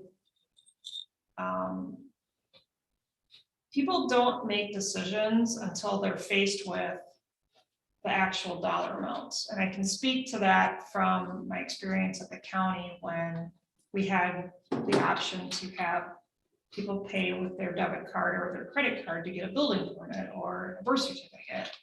And so my suggestion or my thought process is that you make your decision, and on the back, the next time this goes out, say January, with the January bills, if you've made your decision by then, you would say credit card, Visa, MasterCard, or Discover, subject to a 3% convenience fee. And then your customers at that time would say, well, I don't want to pay 3% on top of my $200 utility bill. What are my other options? Mhm. That's when the urgency is going to hit, is when they come to the window, or you send out the bill and your option, you know, you can fill out your credit card information, and then you have in big bold letters, subject to a 3% convenience fee. Then they're going to call and say, or you have on the same bill, you know, sign up for your ACH. There's no fee, there's no additional fees, and there's the benefit of not having late payments, et cetera, et cetera, et cetera. Yeah. So. And what you just said, Michelle, is what I've been advocating for, to get that language a little bit more front and center. But Well, yeah. if we just got a new sign, which I haven't seen, I If know. I'm hearing you right, you're saying we could do all the advertising, we can put flyers, and no one's gonna do anything until. Correct, until you as a commission actually make the decision. I mean, you can forewarn people that it's coming, but you don't know that. Right. I mean, you're entertaining the conversation, but until the three of you actually vote on the decision, you know, I'm betting that 95% of your customers do this with this. They don't read it. And even if we made it this big, it's gonna do this. Even if you had it in flashing neon or you use the fair's 10 by 38 billboard sign that's out on Highway 169, until they go to pay the bill and it becomes glaringly apparent, it's not gonna, you can put as many words in front of people as you want, and And even then, Point well taken. I agree with you 100%. yeah. I want to just share something, this utility bill, they went to a 7% convenience fee. And, they're $3,500 a month. Profit is what they were making off of just the 200 and some units that this goes through, because people didn't even switch that. Mhm. But they went so high that they thought, well, no, we'll get rid of it by going so high. That was the commission's, their theory was we'll go a 7% convenience fee and no one's gonna want to be dumb enough to pay that. They didn't care. And they're making $3,500 a month income off of it because I'll tell you, it was amazing to me that, you know, on a $300 lot split application, the convenience fee at the county was $7.05. And when people started paying for $2,000 building permits with a debit card or a credit card, I just about fell over. It's like, seriously? And I get that, you know, some of those are builders, but still, that's still hitting your bottom line as a builder. I mean, I get that they probably pass it on to the end of the cost, you know, they bury it in the cost of a house, but still, you're still carrying that charge until you close on the house and get your Unless money you're back. just chasing points. yeah. Unless you're just. Well, that's true. I mean, there could be, you know, some back, you know, on the inside, there might be some benefits for it, but, you know. With that said, I'm gonna make a motion to, effective January 1st, 2022, to charge on all credit card charges a 3% fee. If I may interject, just so we're clear, our credit card charge is $2 per transaction. And I believe, if my memory is correct, that we have juggled those numbers and trying to figure out what percentage is an accurate percentage, not too high, not too low. And I think we've had discussion that 3%.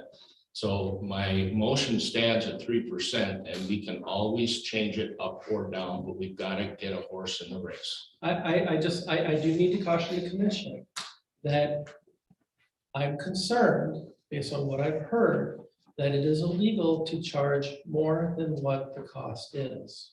We don't, the cost, I believe, is still slightly more when you do the math. When you do the analytics and spread this thing all out, I think it actually ended up being. Okay, I'm just Yeah. letting the commission know. Well, and you can easily cover that if someone ever claimed us of that, because the labor to do this is what, okay? But I We don't- talked about that last meeting too. How much are you gonna put into? But I'm saying I don't think you can, what I have been told is you can't legally do that. You can only charge what your cost is. You can't put in adders. It is strictly what. So you're fee is. deflecting it because you can't come up with a cost, and What we I'm- studied that. What I'm suggesting is, we know that we pay $2 per transaction. So if you're going to go down this path, why not keep it simple and just charge $2 per transaction? That's what I'm suggesting. But again, that's a commission decision. Yeah, well, actually, I'm sorry, I keep overstepping.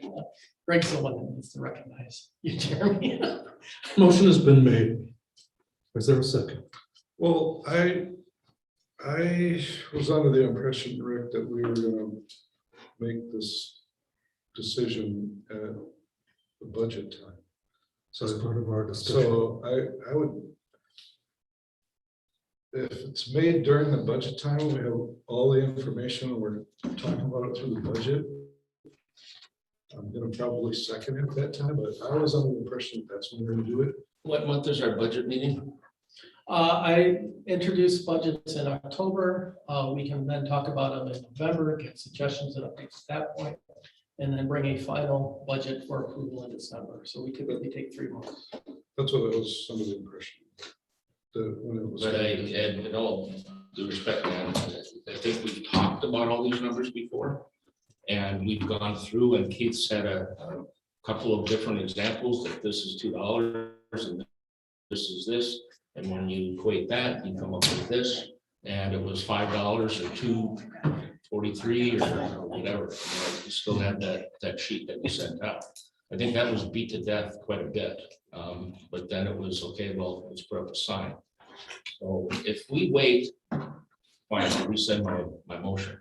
But I don't want this to go, well, there's too much other budget stuff to talk about. We'll talk about it later. I think it's too important. If I can add $26,000, or if we can add $26,000 to the bottom line instead of seeing it out the window, that's just too big of a number. And the people that say in the big picture it's not a big deal, I wholeheartedly disagree with them. And we've gone through. I'm sorry, I don't mean to interrupt, but you'll have to excuse me. I'm scheduled at the airport for Okay. a final walkthrough on the runways. Thank you. No, I'm not disagreeing with any of that. It's just that I had, thought that we had talked about this in the previous meeting, that this is a budget item and that we would continue discussion on it, but nothing was gonna be, no motions until that budget item. Okay, so let's say, just for example, But that if we were sitting there right now, if this was December meeting and that was in the budget and you made that motion today, I would second that. okay. So let's pretend that's where we are. How long is it going to take to implement? Now we're going to be March 1st, April 1st, because we have to let these people If it know was what made they in want fair December, when notice. would it start? It depends upon the complexity of what we're talking about. But we've already done that.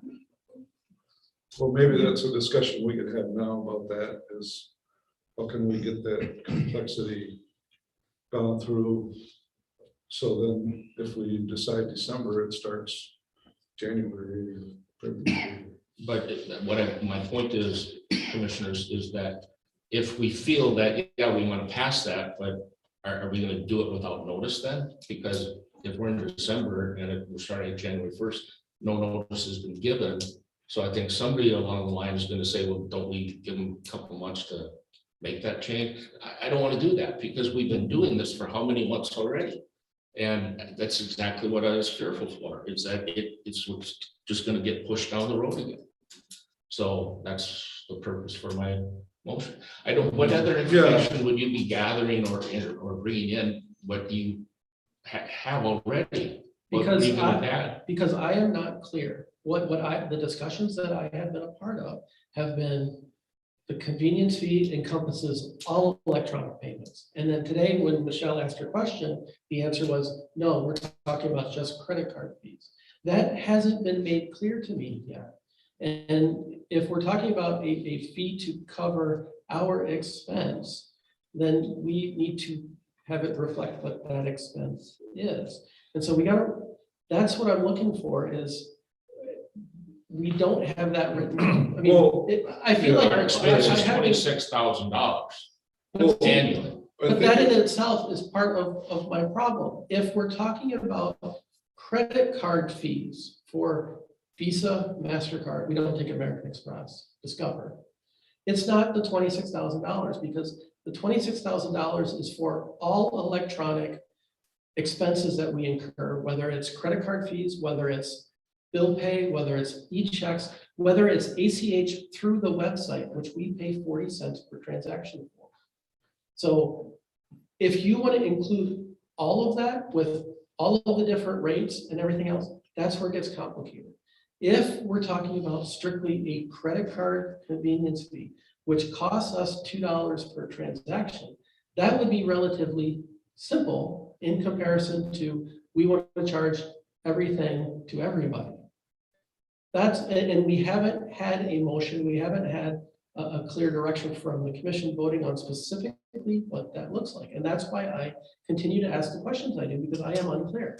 What information are we as a commission missing to make that? Because I haven't gotten any other information from anybody to add or aid us to make that decision. What are we missing?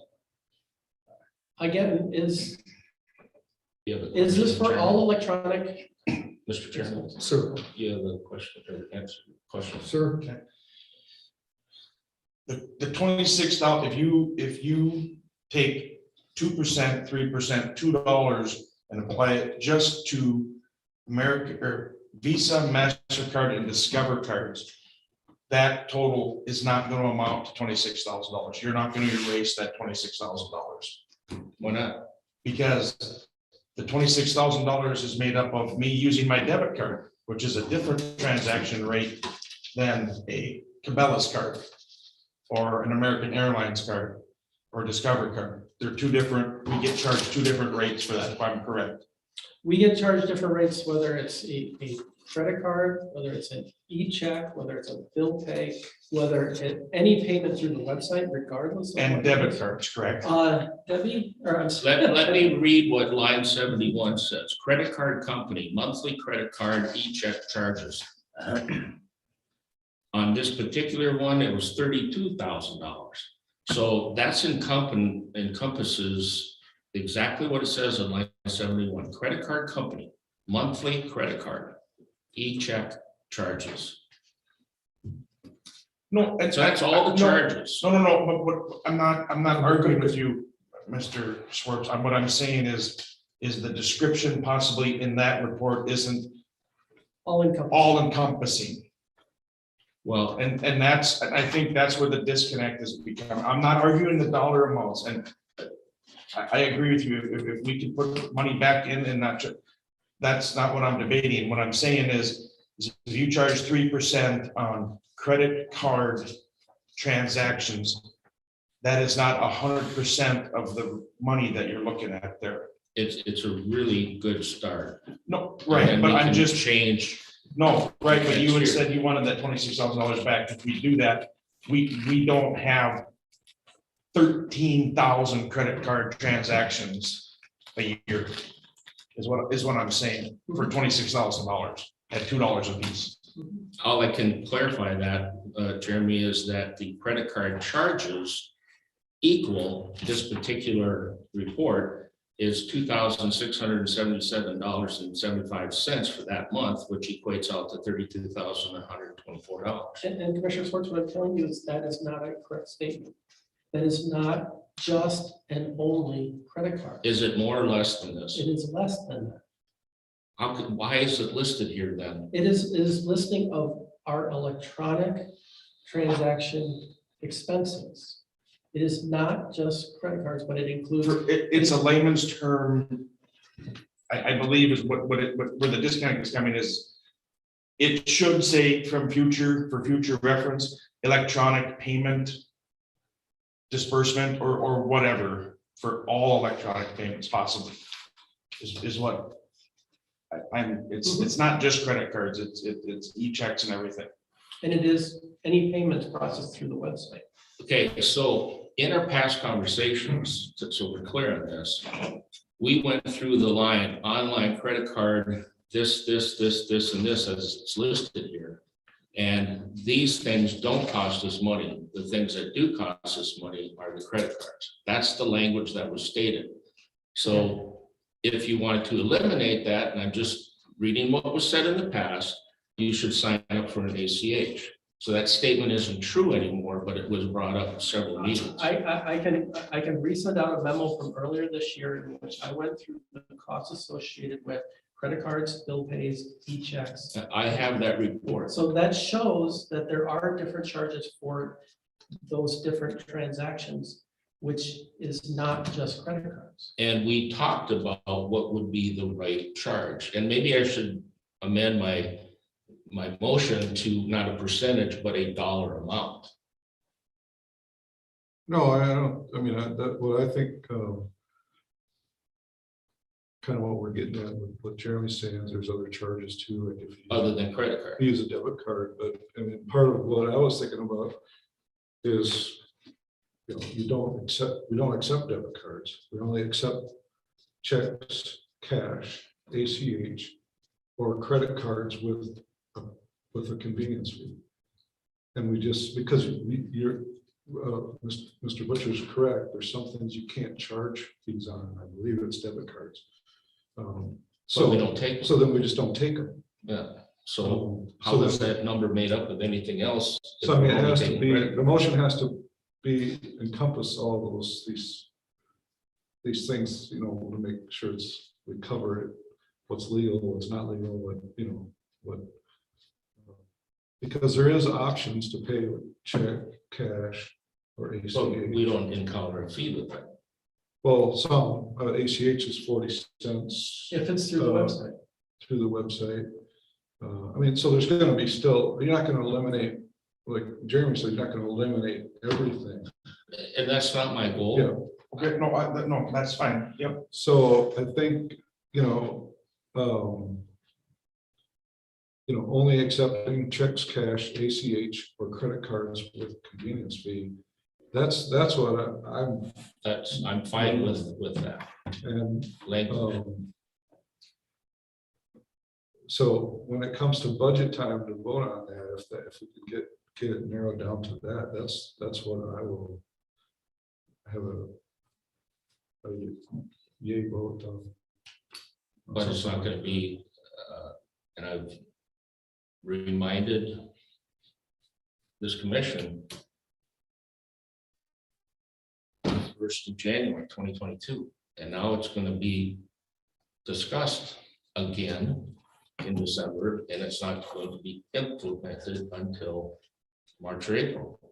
And I was asked by a couple of our ratepayers that were on the vote no committee that, why are we talking about it when it's a budget item discussion?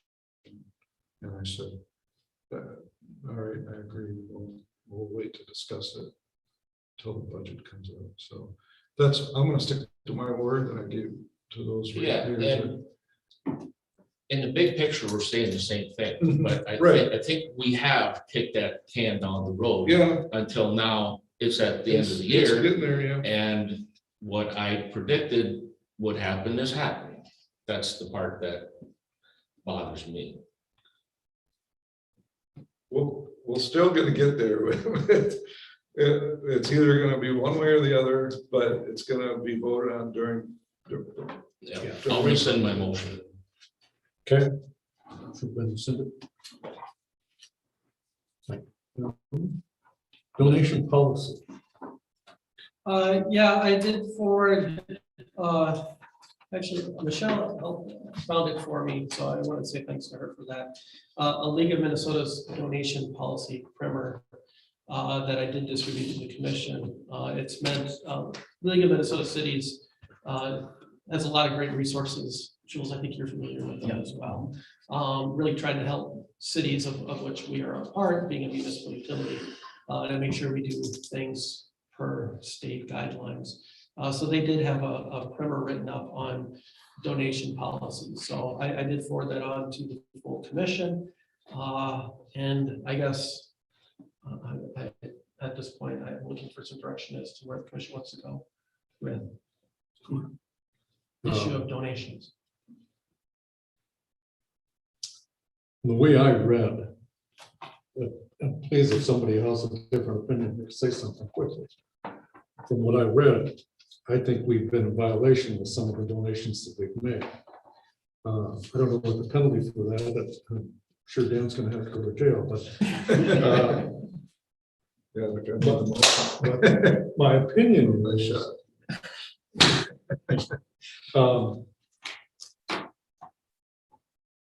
we have been asked for and given donations that should have been for the good of the community, and justifying some of those would be an intellectually difficult task in some cases. For example, we gave a $500 stipend or scholarship or something to a young individual that wrote a great paper. And I thought it was really cool that he got that. But in retrospect, it may not have been entirely legal to do that. It didn't benefit the community in any particular way, other than it did benefit that kid going to school. Now, if there's another twist on that, then I'd like to hear it. But I think for the most part, we have a serious issue in defining any gifts we might give. I mean, it even, for example, we're going to be asked, I'm sure, if we haven't already, to contribute to Light Up Princeton. We can justify that, I think, as that is a contribution to our community.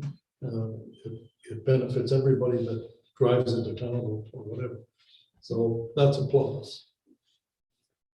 To give one to the VFW for their particular event pushes the envelope a little different direction.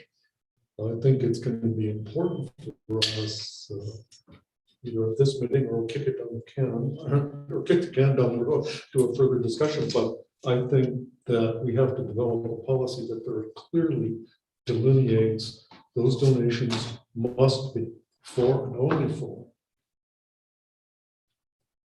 projects that promote the community of Princeton. Somebody comes up from San Diego who wants a contribution for their 4th of July parade. That's not us. I think we need to develop that language and make that part of our policy so that there's no question when somebody comes in about what we can say to them. And say, thank you, we'd love to participate, and here's a check. But we can just as easily say, I'm sorry, it's a wonderful project, we'd love to be part of it, but that's outside of our possibilities as a public utility. We are a public utility, and it's not, we'd love to be the good guy for everybody, but I don't think we can. I think that's outside of what we're chartered to do. And I think we need to write that language and get it codified so that there's never a question about what we did or why.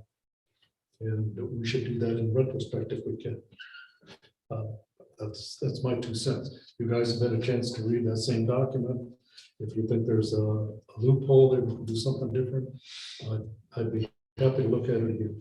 Mr. Chairman, I think it's going to be a tough job, because how many pages of there did we get from the legislator that you sent out that, you know, to me, that bounced back from the community, and then it went back to, you know, this policy and what was, I mean, just reading that, it was just, if legislators that are getting paid for that maybe get paid, doesn't make a difference, but I think it's going to be hard for us to set a policy on what is and what isn't.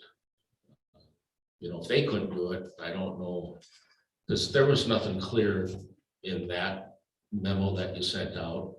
How many pages was it, front to back? 6. It was lengthy, you know, and there was a lot of politics in it, but I wouldn't know how we are going to do something like that for, you know, to keep our butt clean when, if we don't qualify for everything that they wrote down, you know, we got to stay between that line. Well, It's just finding it very difficult to try to get that language into any kind of conformity for us to not break the rule. I understand it too, because it is, I mean, we're a nonprofit, which means it's basically owned by the public. Yeah. We're commissioned to be held accountable for that, for those monies, and yeah, it has to be very careful with that. You know, There's going to be some very fine lines. yeah, I mean, I like the agree with- graduation. I agree with Mr. Chairman that it should, if it is going to be there, it should be definitely benefit the ratepayer community, which is mostly the same as right. the Princeton. And one of the letters that came out was the letter to the Regular Public Utilities Commission, where they were doing the scholarship thing like we just did. And they were basically told, no, this is not you know, the state auditor came back and said, no, you can't do this, this is not legal. I think, you know, we're in a situation because we are tied irrevocably to the folks at the city council. So as the city council is also wrestling with some of these same things, we need to tie our language to theirs so that we're consistently across the city, whether it be utility or city council, people come, they get the same language from both of us. Yes, we can be part of this, or no, we cannot. We, you know, as much as we might like to support different things, you know, Jules can come to me and ask me for a contribution to the signboard at the baseball stadium, and I'd be happy to contribute $4 or $5. We'll talk about that later. But you know, he did not come here and say, here's, you know, you guys should contribute. It's a separate entity. And they've done a great job with that, but they managed to do that outside of that. So as we go forward with this, I think it's important that we talk to the city administrator, the city council, and say, we know this is, you guys have had this discussion. What kind of language are you developing? Could we adopt some of that same language to use for us? I don't want to reinvent the wheel here. Right. But, you know, given some of the legal arguments that have been proposed here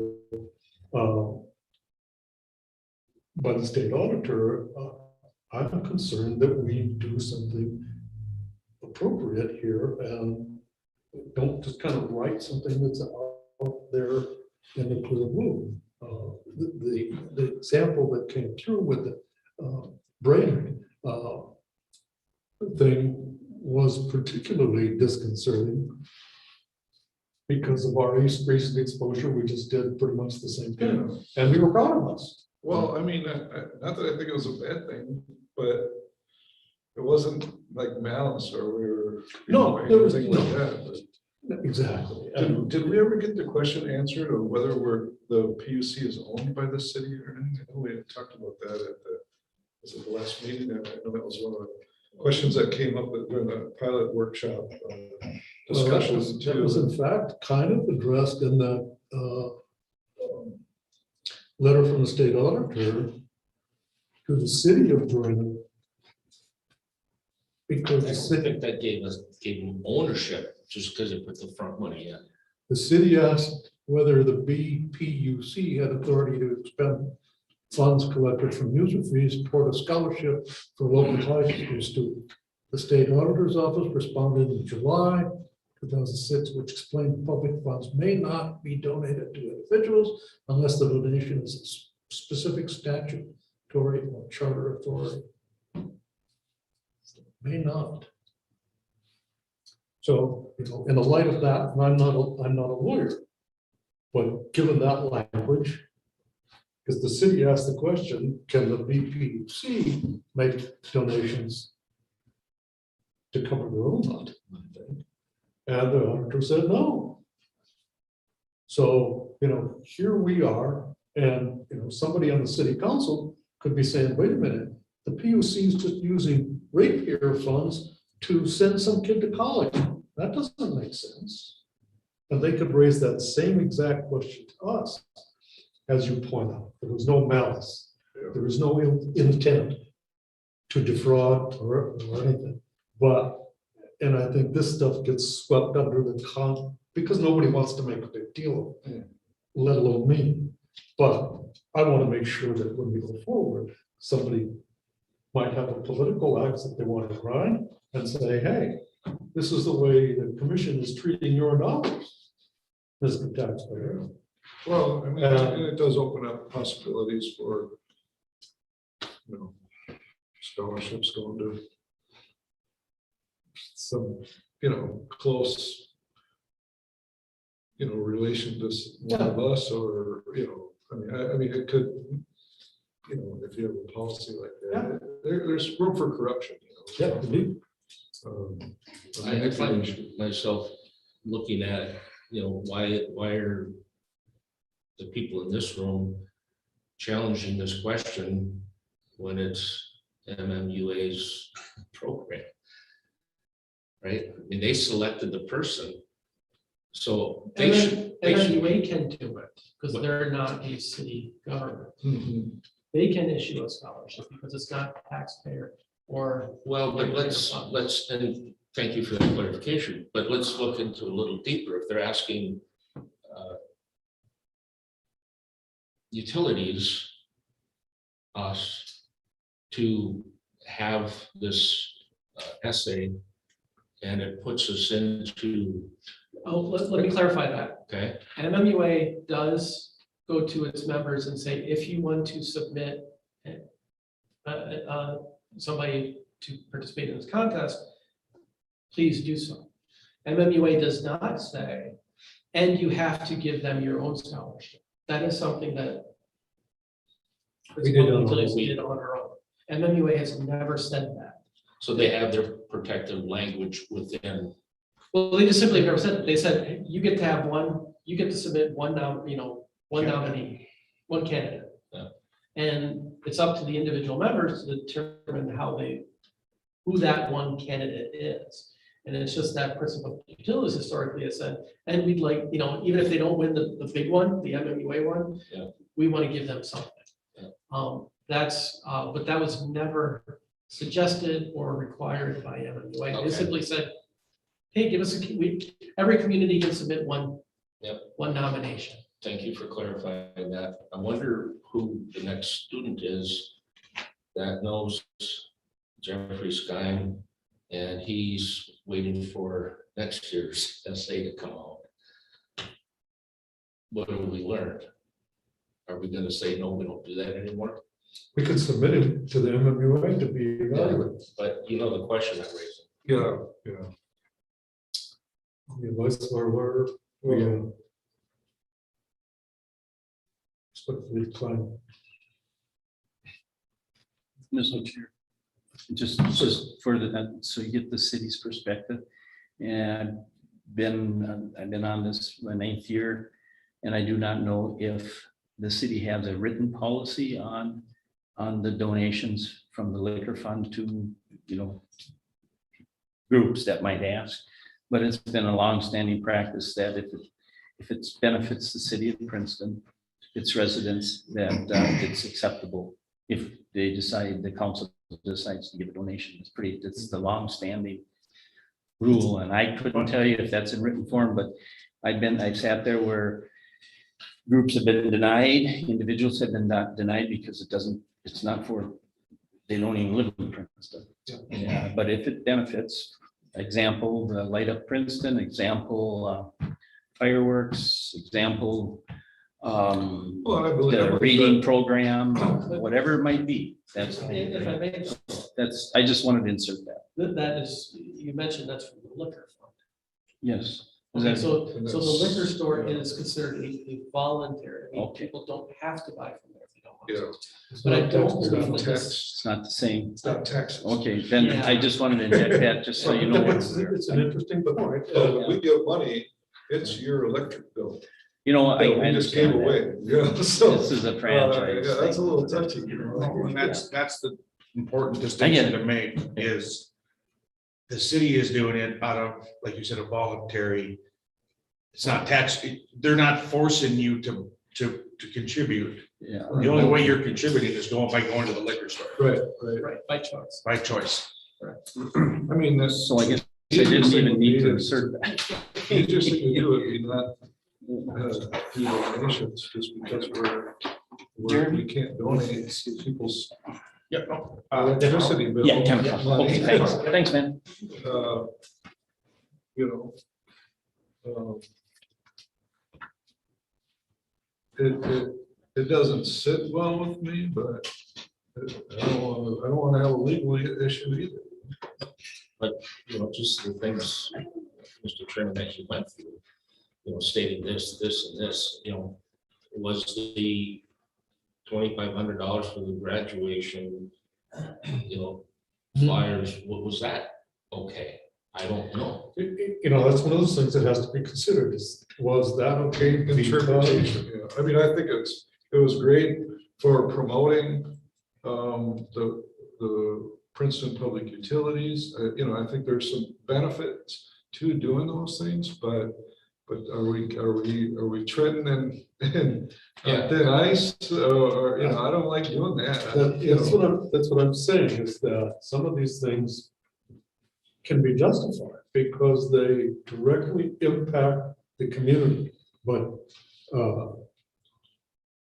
It as makes a us general feel- rule, for an expense to be considered to make a public purpose, it must benefit the community as a whole. So if we can say, putting up this graduation posters, both supplying money and labor and everything else that went into that, that benefits our community as a whole. That's for us. It's not for a specific individual. He doesn't benefit or something.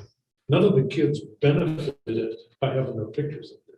It was a recognition of us as a community that we had all these kids up there. So you could argue that one. But it's harder to do it when you do a specific individual. How did that benefit the community? He's going to Wisconsin to go to college. Uh-oh. The W word, you've got, that money went elsewhere that was ratepayer money. So I don't know, where are we at? Well, I guess all I'm suggesting is that I think we ought to contact the city administrator, find out what the city council is doing with this and how they're handling it. Maybe they just say no, and they handle everything through the liquor store.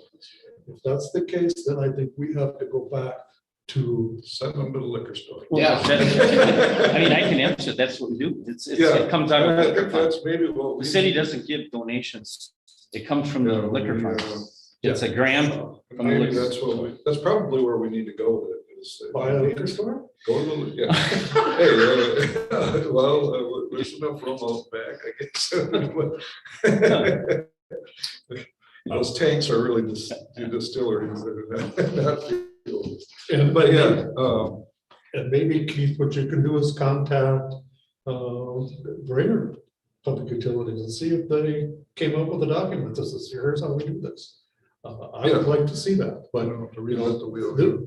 I picked out this letter because it was specifically addressing a public utility, Yeah. just like us. I guess what I would suggest is exactly what Rick said, which is League of Minnesota Cities put together this document. If you get any request, you compare it to that document, and then the commission decides to have us write our own separate policy. I don't know how to do that. It'd be really tough. And I don't know that we want to We got, have our attorney spend a lot of billable hours putting something like that. we got other fish to fry. Yeah. I think we just kind of say unofficially that League of Minnesota Cities is kind of our guide. And then the commission will evaluate things on a case-by-case basis. Sounds good to me.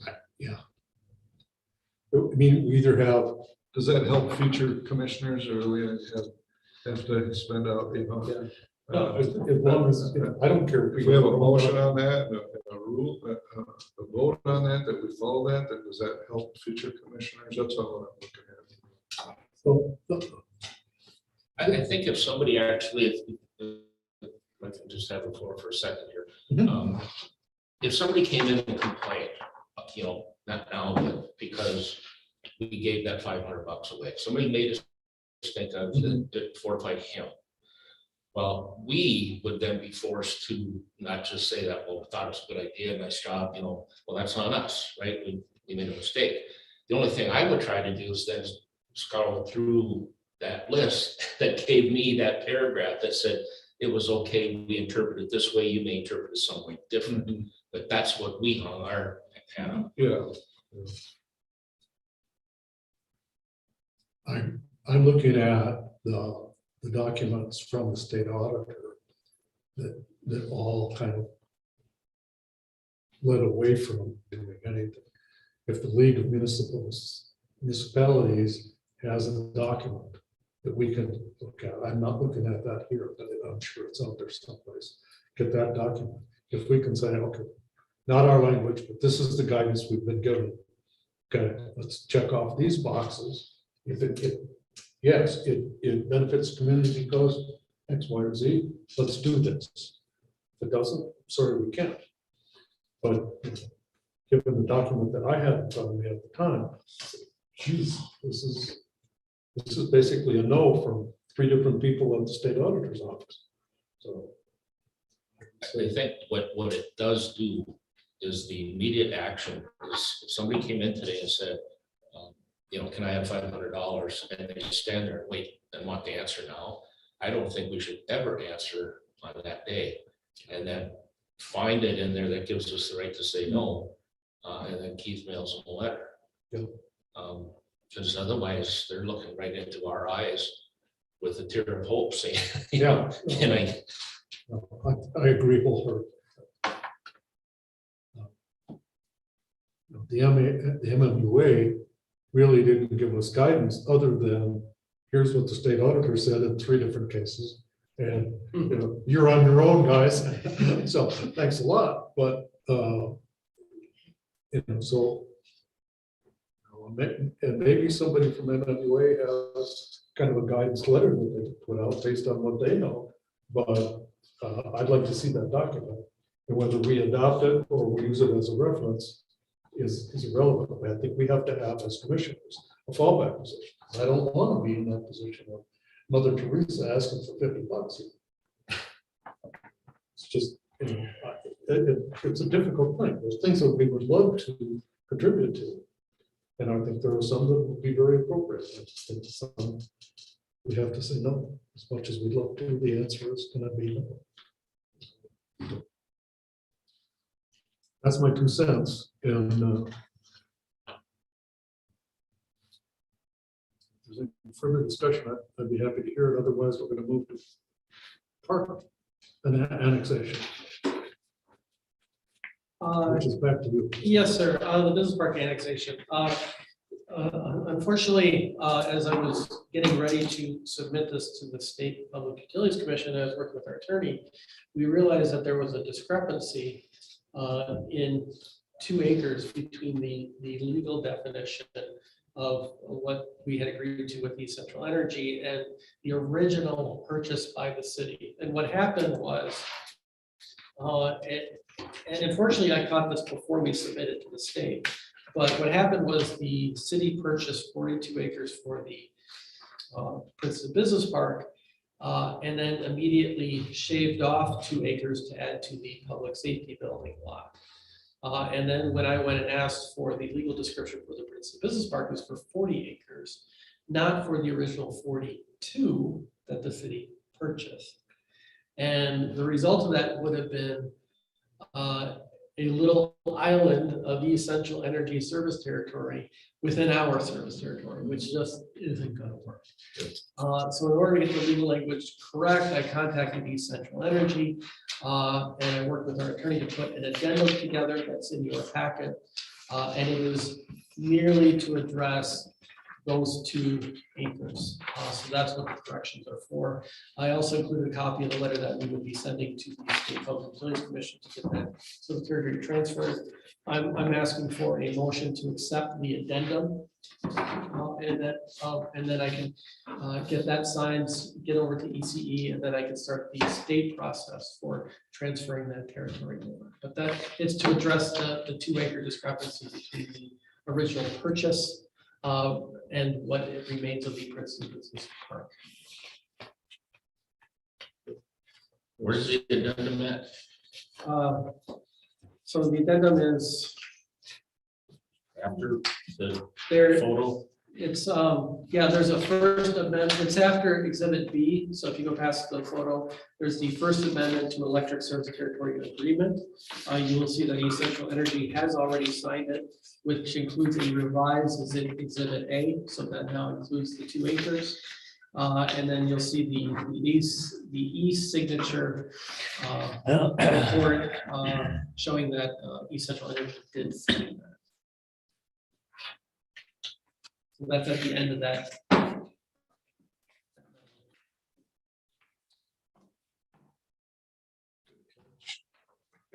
Like I said, I'm glad I caught it before. Yeah, somebody down the road and we're like, who the heck? I thought I mentioned it to you a while back.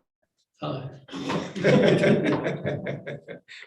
I'm sorry. It's just, yeah, no. Unfortunately, it was just that, Yeah, I got what I asked for initially, which was the legal description for the business park. Yeah. I just didn't think that 2 acres got shaved Also, off. thanks for catching it, though, for doing that. It's, Yeah, I was not happy with myself when I found it. well, Mr. Schwartz has made a movement to accept that. I'll second. Second. All those, any further discussion? All those in favor say aye. Aye.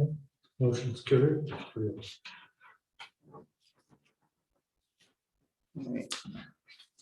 New bills, new business.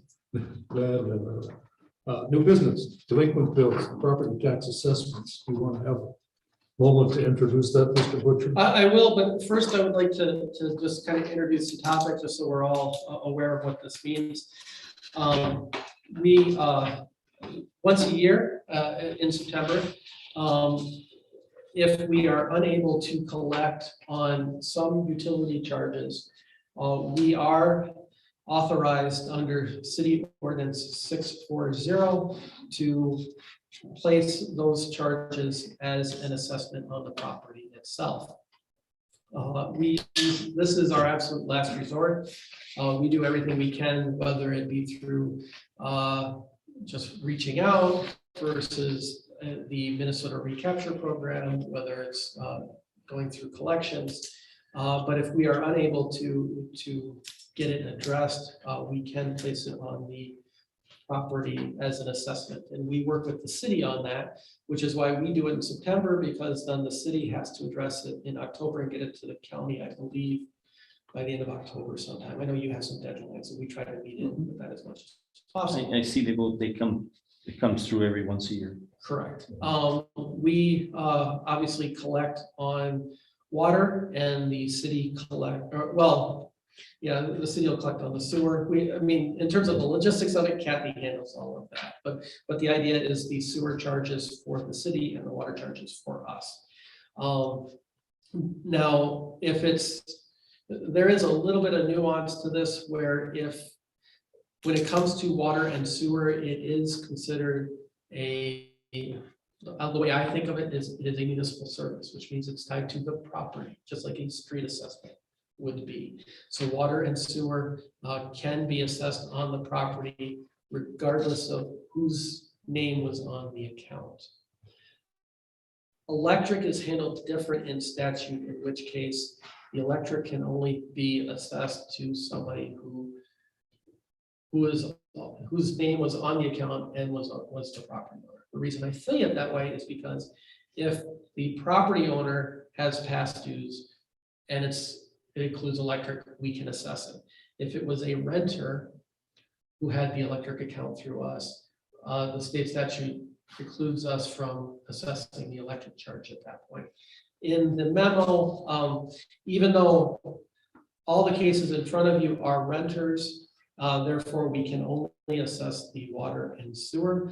I did include the electricity amounts just so that the commission is aware of what those numbers are. And ultimately, those will be charged off as uncollectibles. So those are there for your review as well.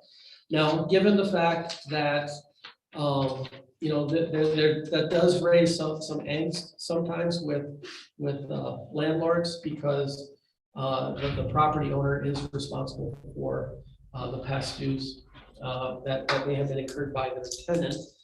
And as an example, we did get some comments from one of the customers listed in that table. Her name was Deborah Popeberg, and I'm going to read her statement. Hi, this is Deborah Popeberg. Kent Berg, my husband, and I have several rental homes in Princeton. We provide housing for the community at good prices and friendly landlord. We have worked 20 years to try to make retirement, so we are not a load on society. During the pandemic, we were not allowed to evict, and I'm not going to state the name since they're not here. I will just say their tenants. We have documentation from the police being called 9 times for possible drugs. And despite all that, we were not able to evict them. We lost 5 months of rent and our house was destroyed. We had to take it because of the pandemic. We lost over $7,000 in rent and another $7,000 in repairs. I understand that Princeton Public Utilities could not turn off the utilities due to the pandemic. That means you, the commission, lost money also. I'm asking that you remove this bill that belongs to the tenants and take a loss as I have. I am one family taking this huge loss. We are asking the commission carry this loss of $267.05 due to the pandemic. I've included documents so you can verify what happened. If there are any other documents you need, and then she provided her phone number and email, Deborah Berg. And I'm aware that she was, because I did talk to her and I did inform her that the commission only has authority over the water, that if she wanted to address the sewer, that would have to go through city council. So, I am aware that she is submitting that to the city council as well. So that was the customer contacts. The other thing I want to mention too, real quick, is we did send out the notices on that. And then we have received some payments. So I am asked because I had to get this list out, these memos and packets out ahead of time. Since then, customer 1 has paid, so customer 1 would be removed. Customer 4 has paid, so customer 4 should be removed. We're asking that customer 6 be removed because we did collect new information on that particular issue that needs to be addressed. So that is not, that should be removed from the list in front of you. And customers 11, 12, and 13 unfortunately have a typo in which the sewer amount the water amounts got into the sewer column for some reason. For customer 11, the sewer amount should be $27.75. For customer 12, the sewer amount should be $111.45. And for customer 13, the sewer amount should be $361.13. So there are corrections to be made to those. And customer 14 has paid and therefore should be removed. The other thing I should mention is just because it goes to assessments does not mean that we stop trying to collect through such things as the Minnesota Recapture Program. If that happens, we do reimburse the property owners that pay. Our intention is not to get paid twice for the same thing. So if that does come in, we do make the property owner whole at that point. So what's before the commission then is with those revisions, a list of per our process of accounts that would be assessed to the property if the commission desires.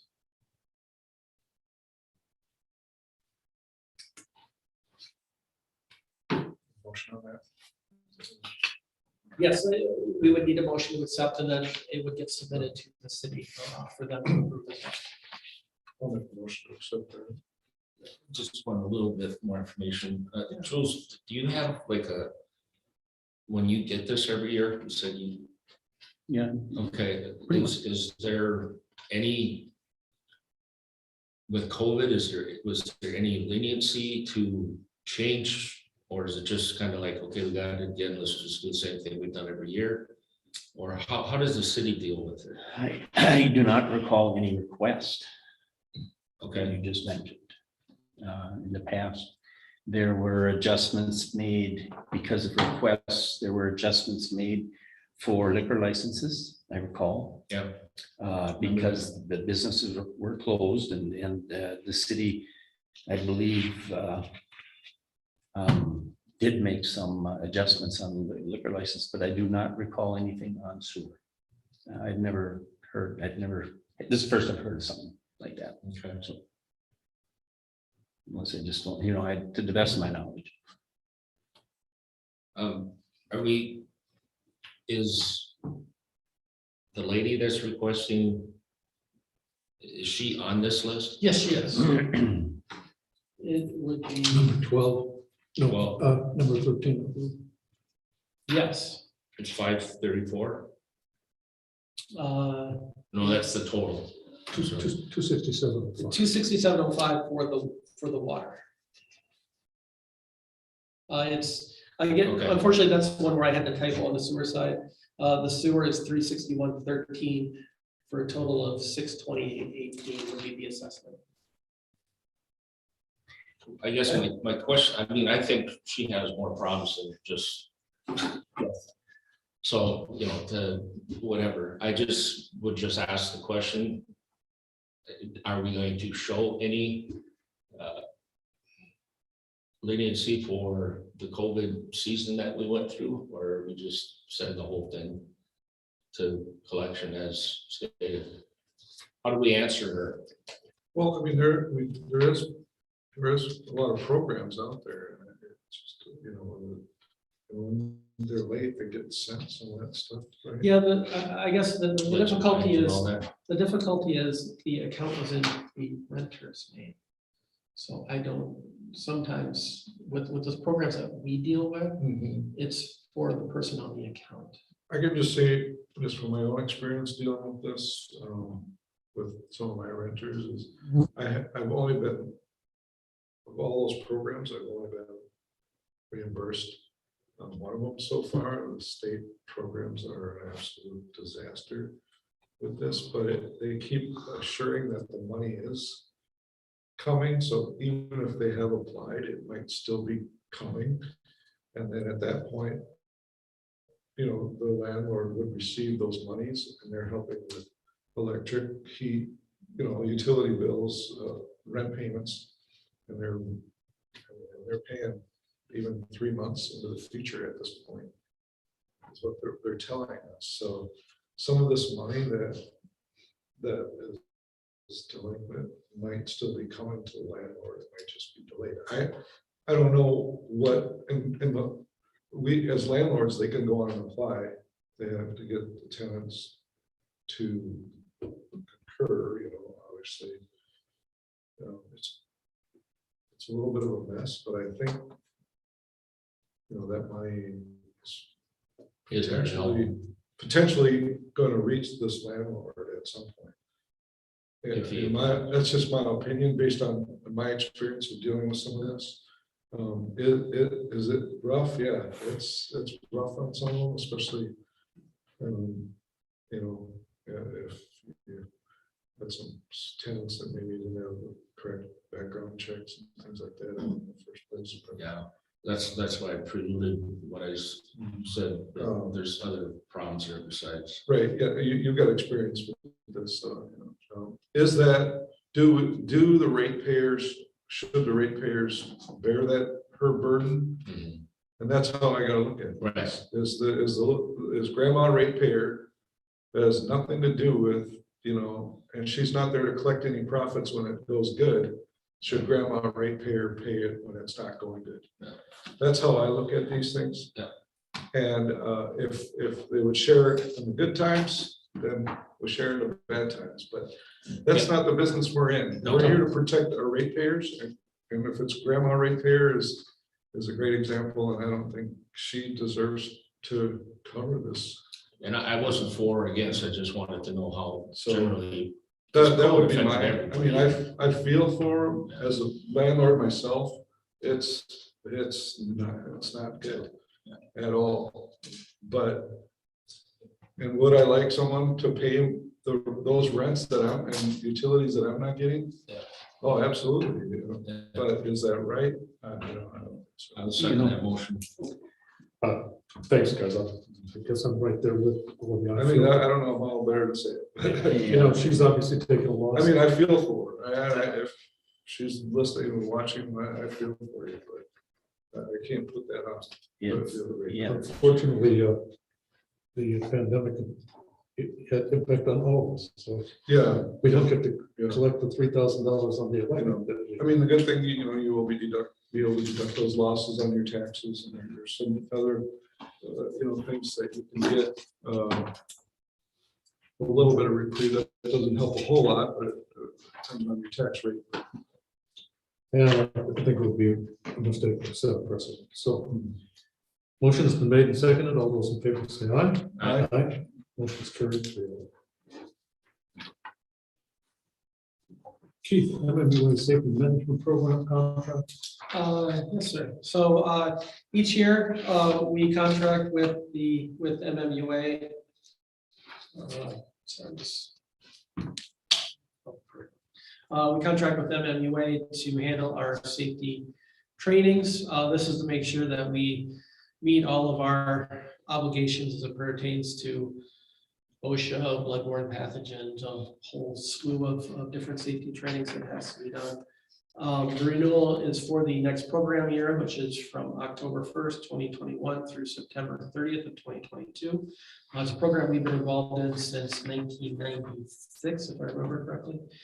The cost will be $12,000 or $12,050, which is a slight increase from $11,700, which was our cost for the current term. This is an ongoing and planned item, so it doesn't impact the budget. A copy of the renewal is attached. Staff recommends approving the safety management program renewal.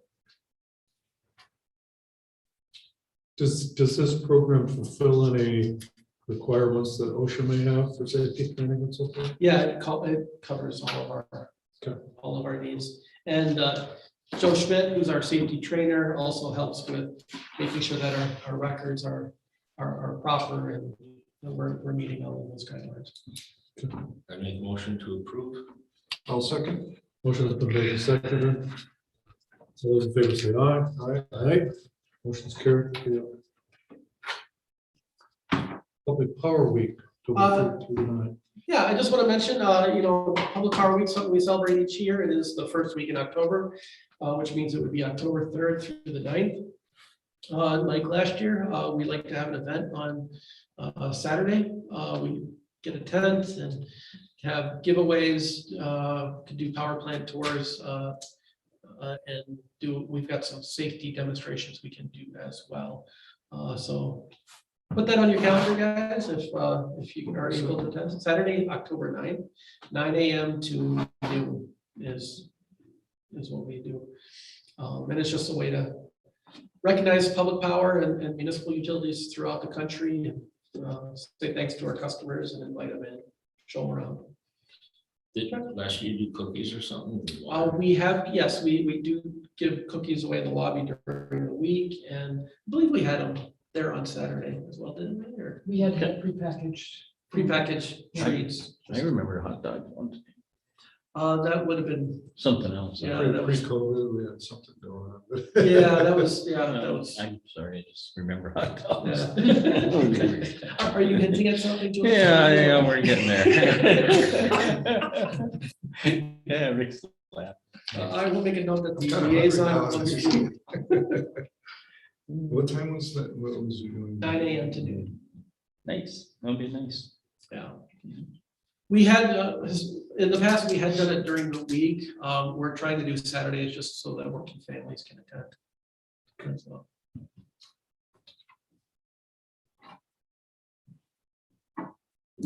So that's more just a FYI. Be Bright campaign. The Be Right campaign is launching October 1. The Be Bright is LED rebates. Rebates that are offered at point of sale. SIPA, who runs that program, works pretty hard to recruit retailers to assist in product availability and tracking. This year, Coburn's has agreed to participate in the Be Bright campaign. So they will have LEDs at reduced prices for folks to purchase. Starting that weekend. Pardon? Starting on the 1st. Yeah, I believe it starts October 1. It is possible. Some of the retailers will have product available on Monday. They typically have stuff come out on Mondays as opposed to October 1st, but technically the program is supposed to be an October 1 start. Customers who receive the rebate at point of sale are not eligible to receive a second rebate through us through the office, so we track that. But the Be Bright campaign is moving forward again this year, and like I said, we're partnering with Coburn's on that. Again, that's more just an FYI. Okay, thank you. And heat share agreement renewal. So this is, and I put a memo together to kind of give you some historical information on it. It is a voluntary donation program. So we send out information to customers. Customers can contribute if they wish. We have done matches up to $50 per donation from the electric fund. The participation, as you see, does fluctuate. It can kind of go up and down. Our contribution over the years has ranged from $174 to $534 annually. Currently, we're at 96 for year to date. We also purchase bill inserts directly from the Salvation Army, and that's typically around 2,300 inserts at a cost of 15 cents each. And then there's a copy of the agreement. So the question is, does the commission wish to continue participating in the Salvation Army's heat share program? And I guess as maybe an addendum to, or maybe clarification is a better word, given the discussion that the commission just had earlier in the agenda regarding donation policies, is do you want to continue with the match, or is there concerns that might not be appropriate? I'm looking for some direction on this. Drop back 10 yards and punt. I think it is two parts. I mean, I think we're promoting it to the whole community. We're letting people know about it. I think the inserts, which go into all of the bills, I don't know. Personally, I guess I think it's okay for us to help increase awareness that this program is out there for our customers. The second part is the match. And I guess you can handle that as two separate issues. Well, I signed the bills each month, and the last several months, it sticks in my head that we paid like $24 or something, Kevin. $24 a month, which that comes out of what? The electric fund. $12 of it is contributions from customers, so our match is $12. That's what makes it a little muddy, you know. Some of our customers have said, yeah, here's my buck or 2 bucks, and so we use that money to contribute. I'm not sure that we can do more than that. As much as I'd like to, I'm not sure that's appropriate given the advice that we've gotten on donations recently. I think we can maybe step up our request for ratepayers to participate if they feel the need, to maybe get better contributions that way. But I think for us to go beyond that is probably not appropriate. Again, that's my 2 cents on it. Like I said, I'd love to get more, I'd love to be part of that. I know that there are people that count on that, being able to reach out, because winter's tough for a lot of folks. So, but in all good conscience, I have to say, for those, I appreciate all those ratepayers that contribute, and we'll pass that along. And I think the covering the cost of the insert flyer or whatever is a more public kind of contribution. So that's one thing. We're just making the community aware of the program. So that's a more generalized thing. I agree with that. But that's separate, and check me on this, Kathy, you know, the bill situation, the $24 that we paid each month is not part of covering those flyers. That's a separate issue. Yes, Correct. and so it's that bill out there, as minuscule as it is, because I think we need to relook at that and focus on maybe encouraging people to participate, but using those participatory funds rather than ratepayer funds to support the Salvation Army program. I don't think, given what we know today, that it's appropriate for us to contribute to a religious organization, basically. Even though I think they're doing wonderful things in the community, I think it's where we need to say, those that want to contribute, we'll facilitate that. We'll spend the money to make people aware that our programs out there for others in our community. I think that's good stuff. But I think we're limited in what we can do. So basically, get the answers out there, approve that, and they take it from there. Yes. I would make that motion. 1 second. Motion has been made. I want just one clarification. Facilitate. And we will get the flyers out there to make people aware. And we'll facilitate paying the monies that people contribute. But nothing from ratepayer funds will go towards that. Motion is presented. And if, to clarify, if this is effective immediately or effective January 1 with the. Just to be clear. I think it needs to be immediately. Okay.